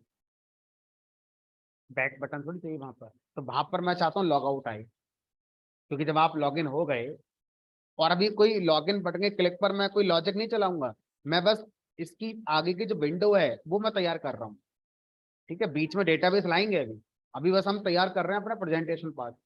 तो जब इस पर क्लिक करेंगे तो मुझे नया फ्रेम चाहिए, उस नए फ्रेम पर बैक की जगह लॉग आउट बटन आना चाहिए, वो भी राइट कॉर्नर में, ना कि लेफ्ट कॉर्नर। और लेफ्ट कॉर्नर में आना चाहिए वेलकम। वेलकम, जो भी यूजर आया है उसका नाम जो भी होगा वेलकम के आगे उसका नाम लिखकर आना चाहिए। ठीक है, और क्या चाहिए? हमने कहा बाकी ये सब नहीं चाहिए, कुछ नहीं चाहिए। ठीक है, कोई बात नहीं। अब क्या करेंगे, लॉगिन बटन को एक्टिवेट करो। लॉगिन बटन लगा हुआ है पहले वाले पर ही, तो इसका कमांड दे दिया मैंने, और यहाँ पर लिख दिया मैंने login_click। अब लॉगिन क्लिक नाम से फंक्शन बनाएंगे यहाँ पर,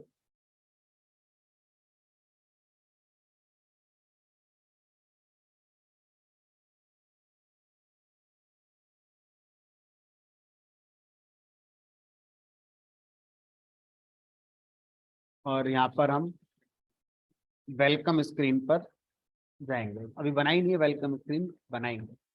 तो वेलकम स्क्रीन का मुझे फंक्शन चाहिए, तो इतना कॉपी कर लिया।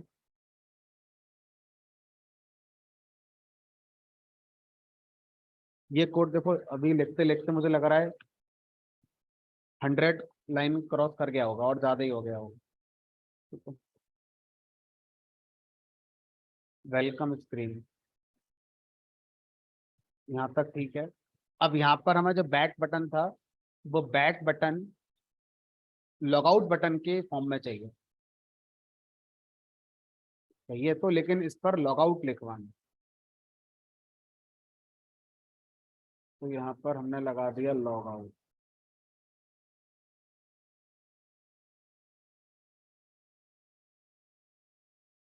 और यहाँ पर जहाँ बैक लिख रहे थे यहाँ लिख दिया लॉगआउट।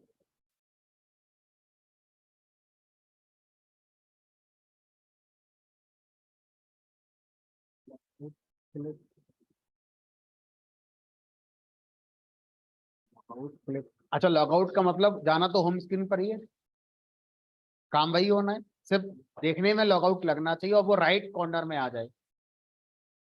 0.85 करके देखा,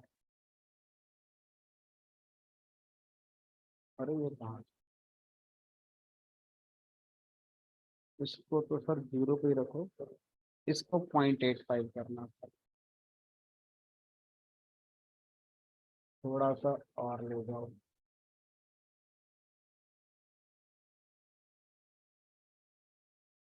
लॉगआउट पे क्लिक करो, फिर यहाँ आ गए।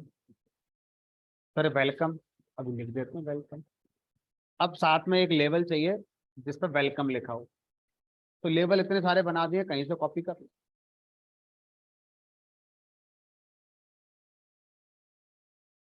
तो ये वेलकम हो गया, लेवल हो गया वेलकम के लिए। और यहाँ पर टेक्स्ट में मुझे वेलकम मैसेज लिखना है।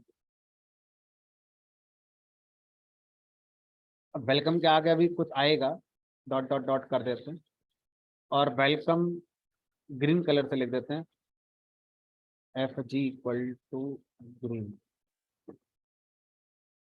और इसको X0/0 पर ही लगा देते हैं।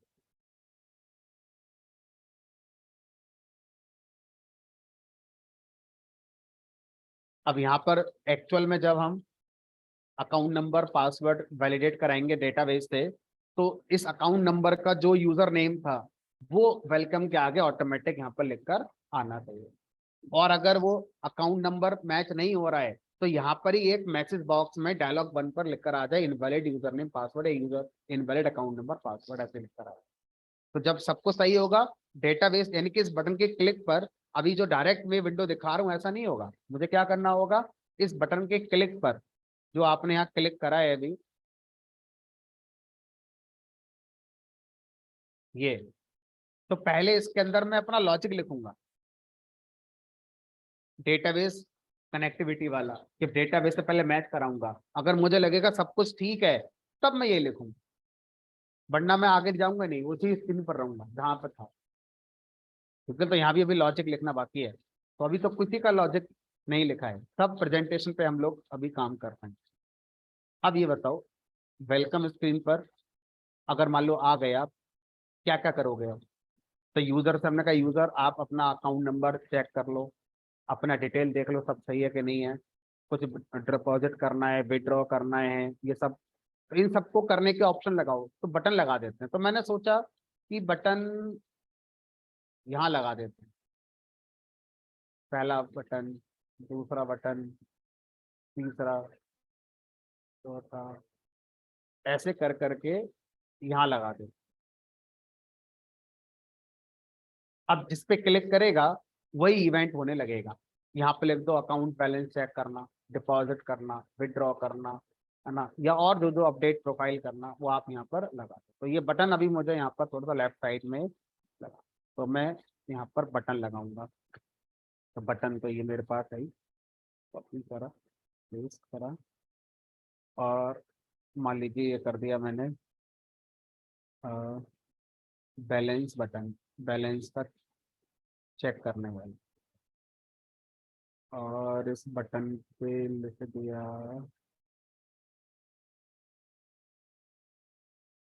Check balance. अभी इनकी कमांड हटा देते हैं, कमांड पर भी काम नहीं करते। और इसको मुझे कहाँ रखना है, वाई के नीचे रखना है, और एक्स 0 पर रखना है। देखो जरा कहाँ पर आया, ये आया यहाँ पे, ठीक है। अब इस बटन का बैकग्राउंड अगर मैं टाइटल से मैच कराकर देखूं अच्छा लग रहा है कि नहीं, ठीक है कर सकते हो, करने को क्या है, आपका मन है, ठीक है, तो रुकेगा थोड़ी आप। चलो तो आप अपना आराम से देख लेना। तो बैलेंस बटन, उसी के नीचे मैं चाहता हूँ अगला आ जाए डिपॉजिट बटन। डिपॉजिट बटन में सब कुछ ठीक, यहाँ पर डिपॉजिट लिखना है, और ये उसके नीचे आना चाहिए, तो 0.25 करके देखो। देखो, छोटे बड़े हो गए क्योंकि वहां पर बड़ा लिखा है, यहाँ छोटा लिखा है, तो अब मुझे क्या देनी पड़ेगी, इन दोनों की विड्थ देनी पड़ेगी। दोनों की विड्थ दे दो। विड्थ इक्वल टू मुझे लग रहा है यहाँ 15 दे देते हैं, और यही विड्थ यहाँ लगा देते हैं।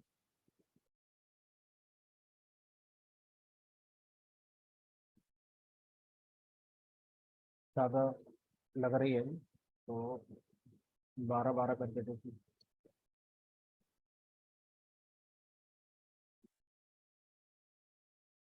अब उसके बाद डिपॉजिट, डिपॉजिट के नीचे विड्रॉ लगा दो।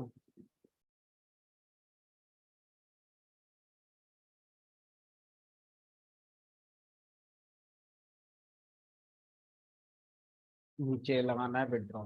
तो 0.25 के बाद हमने 1.5 का गैप रखा है, 354 आना चाहिए, और यहाँ लगा दिया विड्रॉ।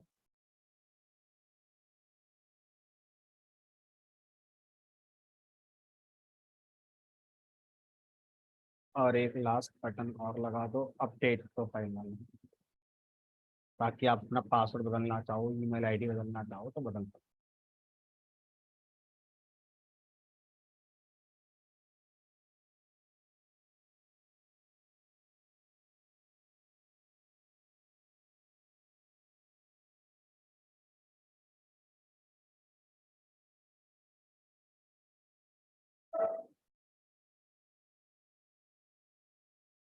अब देखो यहाँ पर क्या हुआ, ये यहाँ से यहाँ तक का जो गैप है ये कम है, और ये गैप आपका ज़्यादा हो गया।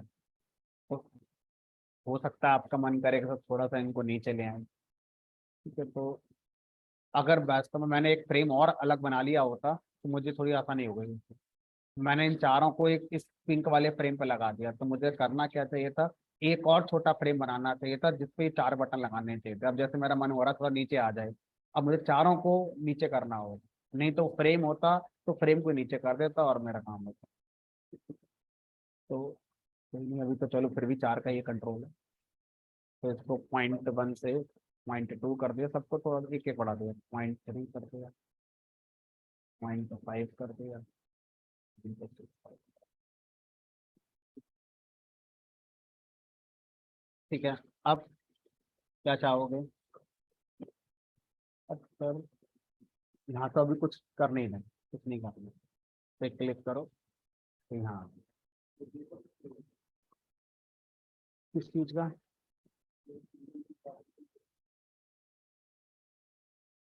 अलग एक डायलॉग बॉक्स बना देंगे, डायलॉग बॉक्स अलग से दिखा देंगे, बस वो उस पर इनवैलिड वाला लिख कर आ जाएगा। ठीक है। अ, हम एक काम ये कर सकते हैं, मुझे थोड़ा कॉम्बिनेशन सही लग रहा है क्योंकि ये पाउडर ब्लू, ये भी पाउडर ब्लू, सारे बटन सर पाउडर ब्लू ही कर दो। जहाँ भी बटन आए वो पाउडर ब्लू वाले ही आए। ठीक है। अब देखो, अब हम जो सोच रहे हैं वो थोड़ा ग्लोबल स्कोप में। जहाँ भी बटन है सबका बैकग्राउंड कलर और टाइटल का बैकग्राउंड कलर आप कह रहे हैं एक जैसा कर दो, यही तो कह रहे हैं आप। तो मैं एक काम करता हूँ, यहाँ पर एक वेरिएबल बना लेता हूँ,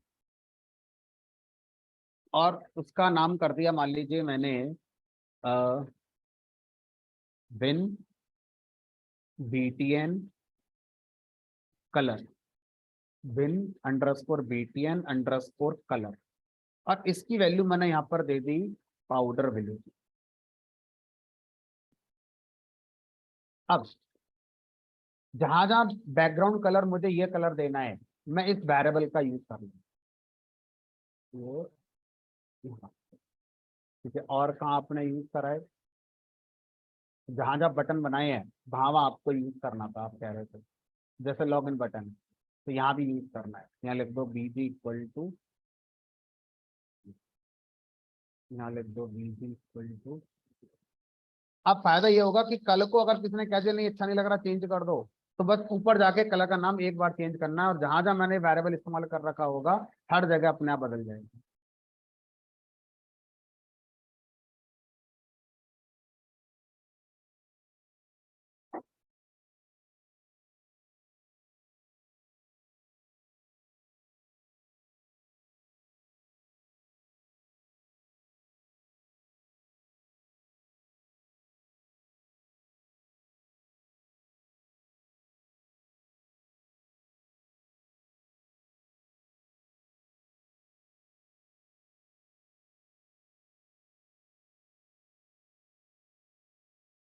अगर ये पहले दिमाग में आ गया होता तो मेहनत कम करनी होती।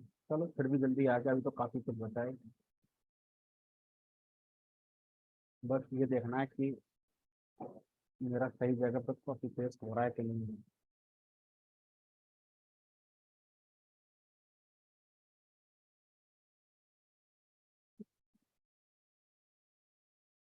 मैं सीक्वेंस पेपर हो सकता हूँ, इसमें कोई दिक्कत नहीं है।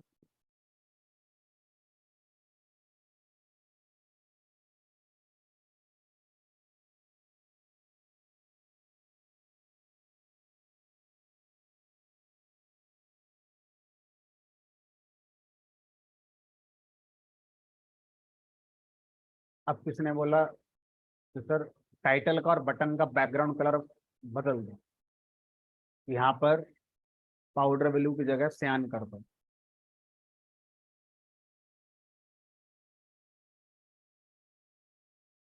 ये टाइटल भी बदलना होगा ना, ये वाला, वरना ये अलग लगता है, एक जगह पकड़ जाने के लिए।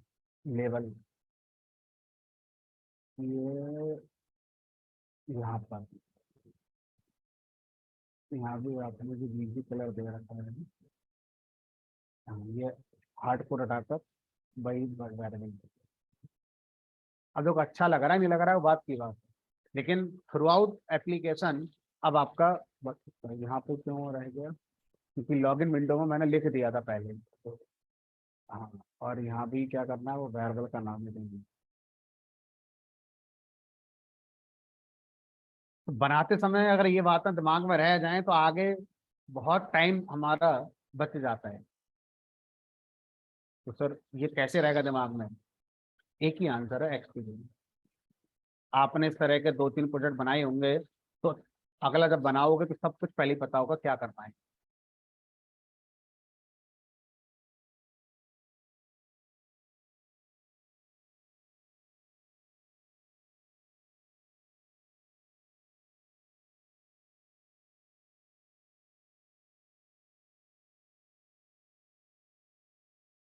तो कलर कॉम्बिनेशन क्या रखना है आपको डिसाइड करना है ना। मैंने तो आपको एक हल्का सा तरीका बता दिया कैसे आप कर सकते हैं। आप सियान की जगह और लगा दो, powder blue, light blue, sky blue, और पता नहीं कितने कितने कॉम्बिनेशन है। तो यहाँ कलर का वो भी दे सकते हो, हेक्सा कोड भी दे सकते हो। गूगल पर जाकर सर्च करो, बढ़िया सा कोई कलर कॉम्बिनेशन बन जाए तो वो आप यहाँ पर दे सकते हैं। ठीक है, फिलहाल मैंने अभी यही दिया। ठीक है, ओपन अकाउंट में पासवर्ड डालेंगे। तो यहाँ पर एक बटन लगा दो शो का, या एक लोगो लगा, आइकन लगा दो, आंख का आइकन डाउनलोड कर लो गूगल से, आइकन लगा दो। उसके क्लिक पर क्या कर दो, इसकी जो प्रॉपर्टी है शो वाली वो डिसेबल कर दो। बटन क्लिक का, इसका जो यहाँ पर आइकन या बटन जो भी लगाओगे उसका इवेंट हैंडल करना होगा, और उसके इवेंट पर क्या करना होगा, पासवर्ड का डेटा गेट करना होगा। बाहर लगाओ ना, एंट्री के बराबर में लगाओगे यहाँ पर लगाओगे, लेबल लगा लो। एंट्री के अंदर क्यों आएगा, एंट्री के या तो इधर लेफ्ट में आएगा या राइट में आएगा, अंदर सुनो ना, अंदर नहीं। तो यहाँ पर अंदर वाला फीचर नहीं है, सीएसएस में अंदर लग जाता है, नहीं लग। चलो, तो अब पहले इस प्रोजेक्ट को, अभी हमने इसमें 4 विंडो बना ली। Main window, login window, forgot password window 3, और ओपन न्यू अकाउंट विंडो 4। पहले इन चारों के ऑपरेशंस को अब करते हैं, डेटाबेस इसमें पहले लेकर आते हैं। उसके बाद फिर आगे का जो लॉगिन के अंदर का ये चारों बटन है, इन पे क्या करना है, फिर उसके बाद आगे सोचेंगे, है ना। क्योंकि अभी बहुत ज्यादा प्रेजेंटेशन हो गया है, अब हम चाहते हैं कुछ वर्किंग वाला भी होना चाहिए। तो सबसे पहले क्या कर सकते हो आप, आपको अगर सबसे पहले कोई लॉजिक इसमें ऐड करना है तो किस चीज का लॉजिक ऐड कर सकते हो इसमें।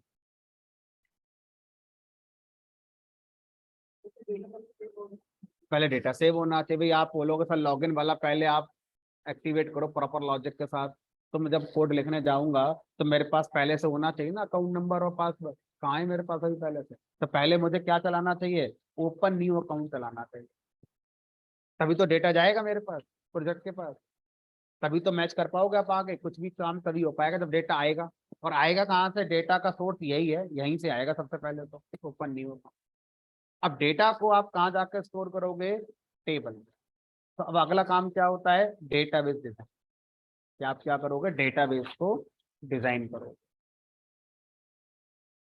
डेटाबेस, तो डेटाबेस डिजाइन का मतलब है आप बताओ टेबल कौन सी यूज करोगे, टेबल का नाम क्या रखोगे, टेबल में कितने कॉलम बनाओगे, कॉलम का नाम क्या रखोगे, किस कॉलम का टाइप क्या रखोगे, किस कॉलम पर कौन सा कांस्टेंट लगाओगे, प्राइमरी की लगाओगे, फॉरेन की लगाओगे। तो ये सब क्या है? हमारा डेटाबेस डिजाइन है ना। तो अब डेटाबेस डिजाइन में हम मान लेते हैं कि हम जो टेबल बना रहे हैं उसका नाम हमने रख दिया अकाउंट। अकाउंट नाम की टेबल बना ली मान लीजिए। अब इस अकाउंट टेबल के अंदर आप सबसे पहले अकाउंट नंबर देना चाहोगे। अकाउंट नंबर कैसा होगा? इंटीजर होगा। प्राइमरी की बनाना चाहोगे और ऑटो इंक्रीमेंट भी करना चाहोगे, क्योंकि हम चाहेंगे एक ऑटो इंक्रीमेंट होता रहे। हम थोड़ी यूजर से पूछ रहे हैं कि यूजर अकाउंट नंबर दो अपना, ये तो अपने आप ऑटो इंक्रीमेंट होगा। तो इसको मुझे ऑटो इंक्रीमेंट भी रखना है। ठीक है, पहला कॉलम ये हो गया। दूसरा कॉलम क्या बनाना चाहोगे? दूसरा कॉलम में नेम आएगा। यूजर ने अपना नेम दिया है तो उसका नेम दो। ठीक है, अकाउंट अंडरस्कोर नेम। तो मैं एक पैटर्न फॉलो कर लेता हूँ, जितने भी कॉलम मैं बनाऊंगा सबको मैं अकाउंट से स्टार्ट करूंगा, अंडरस्कोर और उसके आगे फिर जो मेन कॉलम है उसका नाम लिख दूंगा। अब ये कैसा होना चाहिए हमारा? इसमें तो स्ट्रिंग स्टोर होगी। अब हम लोग जो डेटाबेस डिजाइन कर रहे हैं ये एसक्यूलाइट को फोकस करके डिजाइन कर रहे हैं। तो एसक्यूलाइट में स्ट्रिंग को स्टोर करने के लिए क्या होता है? टेक्स्ट। अगर आप माई में करोगे तो माई के हिसाब से आपको बैर कर लेना पड़ेगा, माई में भी हो जाएगा। बट मैंने क्या बताया, इस क्लास में 40 लोग बैठे हैं, तो 40 के 40 एसक्यूलाइट पर इस प्रोजेक्ट को चला पाएंगे। और अगर मैं इसको बना दूंगा माई पर तो ये संख्या 10 से 12 रह जाएगी, क्योंकि मुझे पता आप 40 में से 10-12 के पास ही माई सिक्वल इंस्टॉल सही से हुआ होगा, बाकी उन्होंने कभी कोशिश नहीं करी होगी तो हुआ नहीं होगा, जो भी वजह रही होगी, है ना। तो मैं चाहूंगा ये प्रोजेक्ट आपके पास सब पे चले, तो मैं एसक्यूलाइट रख लेता हूँ। आप बिल्कुल घर जाके अपने माई एसक्यूएल पे इंटीग्रेट करके जरूर दें। तो मैंने टेक्स्ट दे दिया। अब इसमें कोई प्राइमरी की नहीं लगानी, क्योंकि अकाउंट नेम सेम हो सकता है। ऑटो इंक्रीमेंट चलता नहीं, ऑटो इंक्रीमेंट सिर्फ न्यूमेरिक पे चलता है। फिर क्या देना है आपको? अकाउंट का पासवर्ड देना है, ये भी कैसा रखना है? टेक्स्ट। उसके बाद जो भी अकाउंट है उसमें ईमेल क्या रखी हुई है ये भी टेक्स्ट होगी। उसके बाद मोबाइल नंबर। अब ये होता मोबाइल नंबर इंटीजर रखोगे कि टेक्स्ट रखोगे? हमें क्या मोबाइल नंबर पर अर्थमेटिक करनी है, जोड़ना घटाना गुणा करना भाग करना, आना है और जाना है, बदलेगा तो पूरा ही बदलेगा। तो फिर टेक्स्ट रखने में ज्यादा समझदारी होती है, क्योंकि जब मैं टेक्स्ट से डेटा निकालूंगा तो वो आएगा टेक्स्ट ही, उसे मुझे जबरदस्ती इंट में कन्वर्ट करना होगा, जरूरत ही नहीं करने की। उसके बाद अकाउंट में क्या चाहिए? बैलेंस। अब बैलेंस अकाउंट का कैसा रखोगे? बैलेंस में जोड़ना घटाना चलेगा, तो आप इसे इंटीजर रख सकते हो, फ्लोट भी रख सकते हो, टैक्स वैक्स वगैरह कभी कटा तो फ्लोट भी रख सकते हो, तो आप इसे फ्लोट रख दो। और क्या चाहिए? और क्या चाहिए? और यूजर को हम एक चीज नहीं पूछेंगे, पासवर्ड तो ले लिया मैंने, अकाउंट ओपनिंग डेट, कब खुला अकाउंट, यूजर थोड़ी पूछेंगे कब खुल रहा अकाउंट आपका। हमारा प्रोजेक्ट अपने आप देखे कब खुल रहा है अकाउंट, जब वो खोल रहा है उस समय का डेट टाइम अपने आप देखे क्या हो रहा है सिस्टम में, और डेटा में स्टोर करे वो।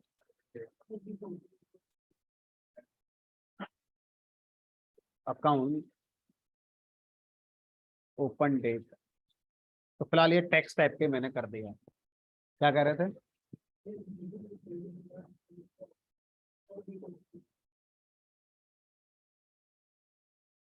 अच्छा, अब ये कह रहे हैं कि भाई यहाँ तक तो सही है, अब सर जब डिपॉजिट करेंगे, विड्रॉ करेंगे, तब भी तो हमें बताना पड़ेगा। इंडिविजुअल ट्रांजैक्शन की बात कर रहे हैं अभी।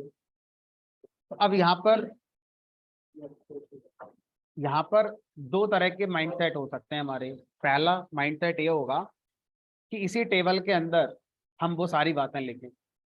लेकिन अगर आप ध्यान से देखो तो एक यूजर कई बार डिपॉजिट कर सकता है, तो हर बार अकाउंट नंबर क्या होगा, सेम। और इस टेबल में आप अकाउंट नंबर पे क्या बना चुके हैं, प्राइमरी की। तो एक अकाउंट नंबर की एंट्री एक ही बार आ सकती है, एक से ज्यादा बार आएगी नहीं इसमें। तो दूसरा माइंडसेट क्या होगा हमारा यहाँ पर, कि आप क्या करें, एक दूसरी टेबल बनाएं। आप दो टेबल के साथ प्रोजेक्ट को बनाएं, ना कि एक टेबल के साथ। तो दूसरी टेबल बनानी पड़ेगी, बना लेते हैं, क्योंकि कॉन्सेप्ट तो सही है जो उन्होंने बोला। तो अब एक टेबल तो हमने रखी है अपनी अकाउंट टेबल।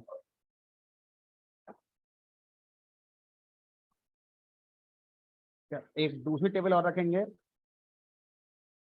Transaction table. मान लो TXN इसका नाम कर दिया, ट्रांजैक्शन।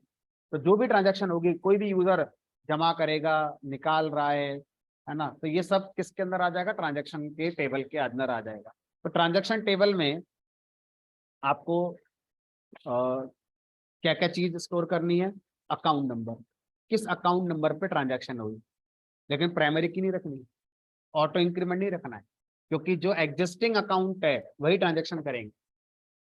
ठीक है, तो अकाउंट नंबर इंटीजर बना के रख दिया, ना प्राइमरी की बनाएंगे इसमें, और ना इसमें इसको ऑटो इंक्रीमेंट बनाएंगे। अब दूसरा कॉलम,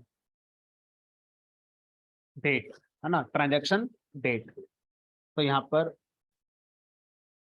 सारे कॉलम का नाम TXN से स्टार्ट करते हैं, ताकि रीडेबिलिटी बने रहे। ट्रांजैक्शन टेबल में अकाउंट नंबर क्या है, ट्रांजैक्शन की डेट क्या है, और ये टेक्स्ट टाइप का कॉलम कर दिया। उसके बाद ट्रांजैक्शन टेबल में अगला क्या होगा, डेट के बाद अमाउंट, कितने की हुई ट्रांजैक्शन, 10 रुपए की, 20 रुपए की, 100 रुपए की, 250 रुपए की, जितने की भी हुई है। फ्लोट टाइप का आप अमाउंट रख दीजिए कि ट्रांजैक्शन का जो अमाउंट था वो इतना था।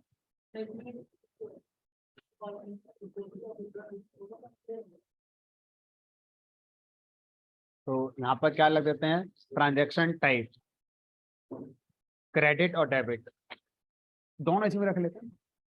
क्रेडिट होगा, मान लो खाते में रुपये आएगा तो लिख देंगे क्रेडिट हुआ है, और खाते से रुपया निकलेगा तो लिख देंगे ये डेबिट हुआ है।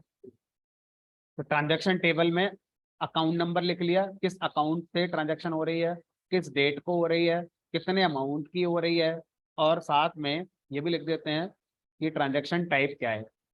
अच्छा, ये भी लिखोगे। अब देखो, फिर तो आप कितना सोच सकते हो, बहुत बड़ा हो जाएगा फिर ये। आप इसमें जिस समय ट्रांजैक्शन हुई थी उस समय अपडेटेड बैलेंस कितना हो गया, तो ये भी लिख लो, क्योंकि अक्सर तो ऐसा आता ही है। भाई ट्रांजैक्शन हुई 100 रुपए की, तो 100 रुपए जाने के बाद या आने के बाद अपडेटेड बैलेंस कितना हो गया, वो भी तो लिखते ही है। एक्चुअल में जाकर देखो तो मिलता है। तो अब इससे आगे नहीं बढ़ेंगे, है ना, ये लास्ट है, क्योंकि हमें इसको पूरा करना भी, जितना हम लिख रहे हैं उसको हमें पूरा करना भी है। सिर्फ लिखने बोलने से नहीं होगा, करना भी पड़ेगा इसको आगे मुझे अभी, है ना। ट्रांजैक्शन का अपडेटेड बैलेंस, और ये भी फ्लोट टाइप का कर दे, बस ठीक है। अब और कोई काम की चीज हो वो देख लो, जो इतने को बनाने के लिए रिक्वायर्ड है वो देख लो एक बार। ठीक है, इसके अलावा आप और कुछ कहोगे तो वो आप अपने एंड पर जरूर करके देखें। ठीक है, पहले मुझे इतना करके पूरा लास्ट तक लेके जाने दो। तो दो टेबल, हमारी एक से दो टेबल हो गई अब, अकाउंट और ट्रांजेक्शन। तो जिस तरह से अभी हमने दो टेबल बनाई है, माइट भी आप जो और चीजें सोच रहे होंगे, हो सकता है आपको और भी दो चार टेबल बनानी पड़ जाए। तो ये आपको सब प्रॉब्लम स्टेटमेंट पे डिपेंड करेगा कि क्या करना है, हमारे लिए हमारा स्कोप क्या है, पहले वो आपको डिसाइड करना होगा, वरना प्रोजेक्ट एंडलेस हो जाते हैं कभी कभी ना। चलो,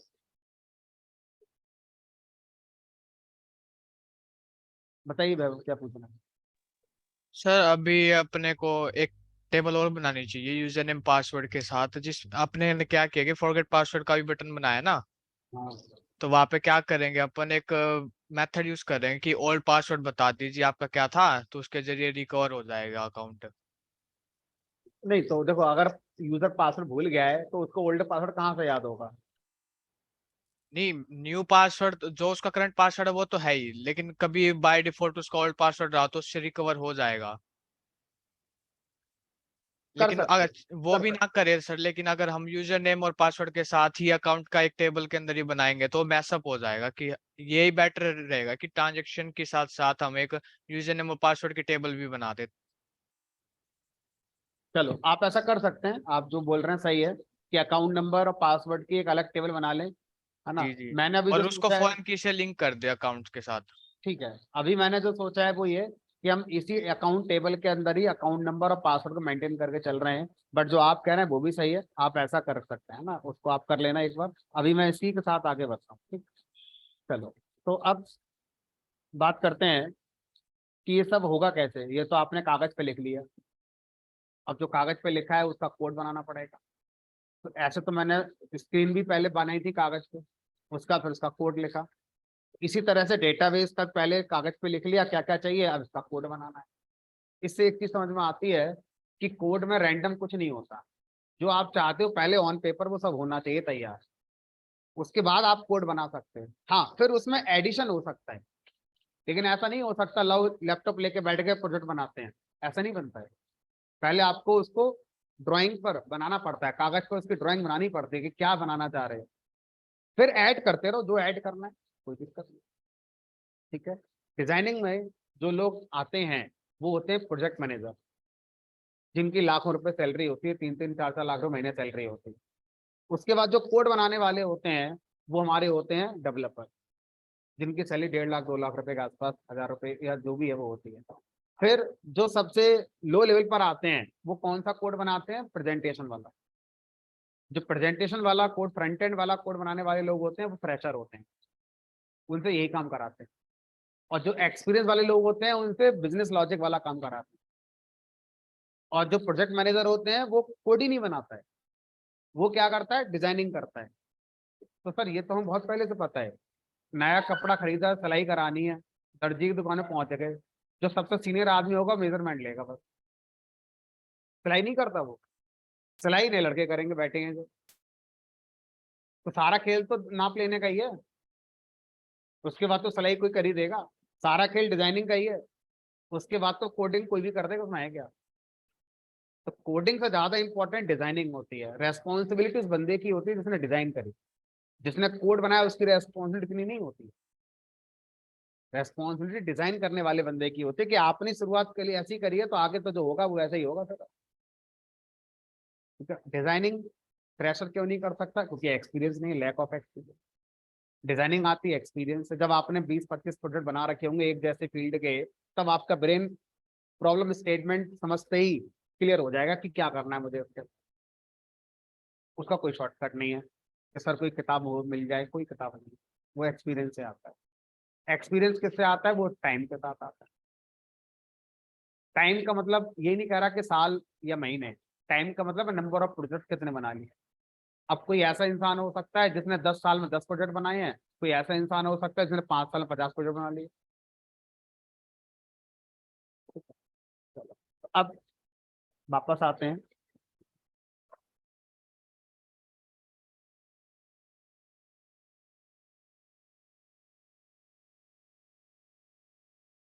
तो मैं कहीं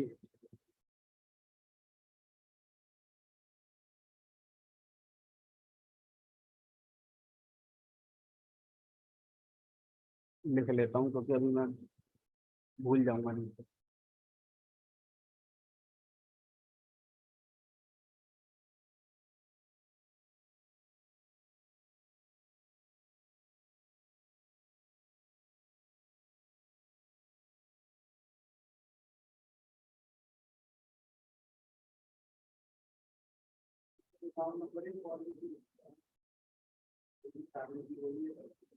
बना सकते हो।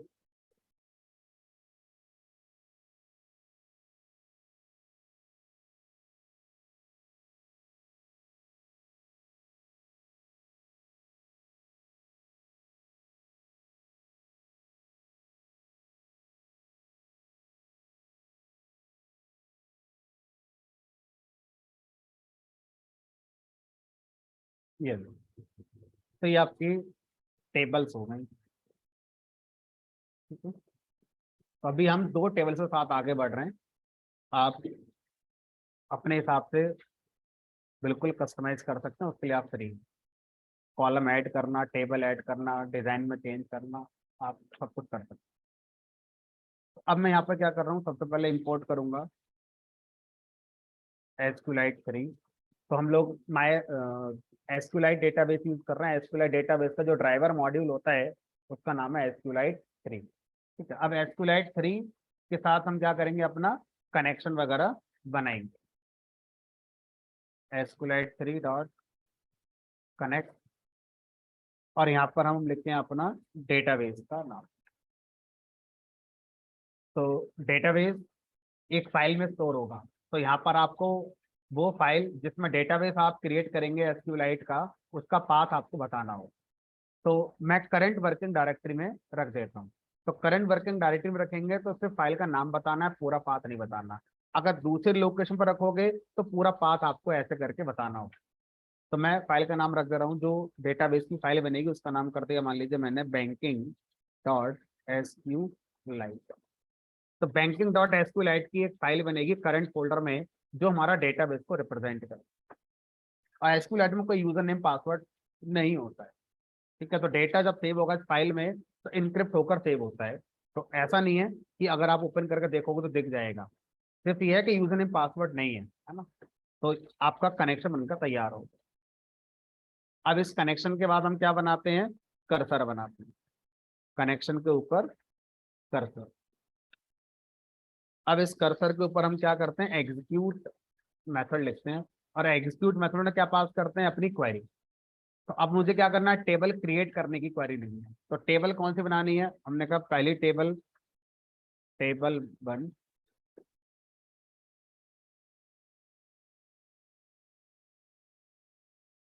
अब थोड़ा सा ध्यान से लिखवाइए इसे। क्रिएट टेबल अकाउंट, एक तो हो गया अकाउंट नंबर इंटीजर प्राइमरी की ऑटो इंक्रीमेंट, पहले चेक करते रहना। दूसरा क्या था हमारा, दूसरा था अकाउंट नेम टेक्स्ट। तीसरा क्या था, अकाउंट पासवर्ड, ये भी टेक्स्ट। चौथा क्या था, अकाउंट ईमेल, ये भी टेक्स्ट। अकाउंट मोबाइल नंबर, ये भी टेक्स्ट। अगला क्या था, बैलेंस, ये फ्लोट लिया था। उसके बाद क्या था, ओपन डेट, ये भी मैंने टेक्स्ट ली थी। उसके बाद क्या था, दो रह गए, एक अकाउंट टाइप रह गया और एक अकाउंट में इनिशियल बैलेंस रह गया, है ना। अकाउंट में इनिशियल बैलेंस, और मुझे लग रहा है इन दोनों को तो मैंने यहाँ लिखा भी, एक को लिखा ही नहीं है। इनिशियल बैलेंस तो रह गया लिखने से, सारा खेल तो इसी का है। बैलेंस लिख लिया था, ये आ गया, अकाउंट बैलेंस ये आ गया।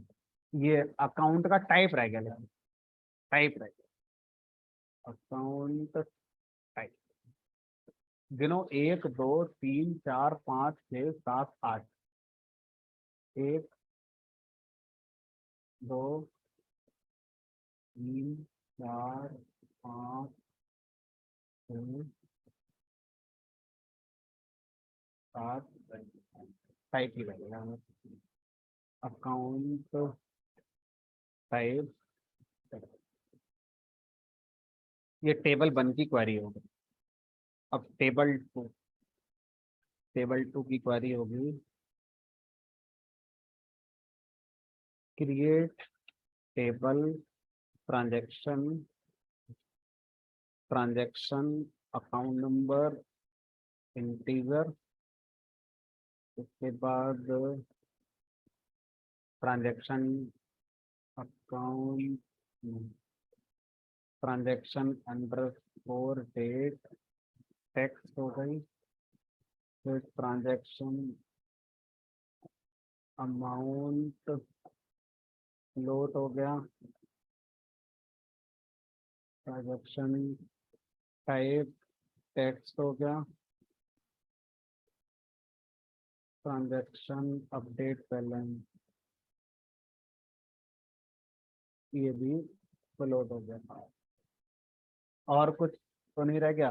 1 2 3 4 5, 1 2 3 4 5, ठीक है। तो अभी 2 टेबल मैंने बनाई और इन दोनों टेबल को मुझे अब एग्जीक्यूट कर देना है। टेबल बंद और एग्जीक्यूट टेबल। उसके बाद कनेक्शन को कमिट करना है और कनेक्शन को, ठीक है। अब ये कोड अगर मैं दोबारा चलाऊंगा तो एरर आ जाएगी। पहली बार चलाऊंगा हो सकता है सब कुछ सही लिखा हो और टेबल बन जाए, और हो सकता है इस कोड को दोबारा चलाऊंगा तो एरर आ जाए, क्योंकि ऑलरेडी टेबल आपकी बन चुकी होंगी। उस नाम से दोबारा बनेंगे तो एरर आ जाएगी। तो क्या करो, यहाँ पर इस कोड को उठा के कहाँ डाल दो, ट्राई एक्सेप्ट के अंदर डाल दो और यहाँ लिख दिया टेबल्स क्रिएटेड। और अगर कोई एक्सेप्शन आती है तो यहाँ पर मैसेज लिख देते हैं समथिंग वेंट रॉन्ग।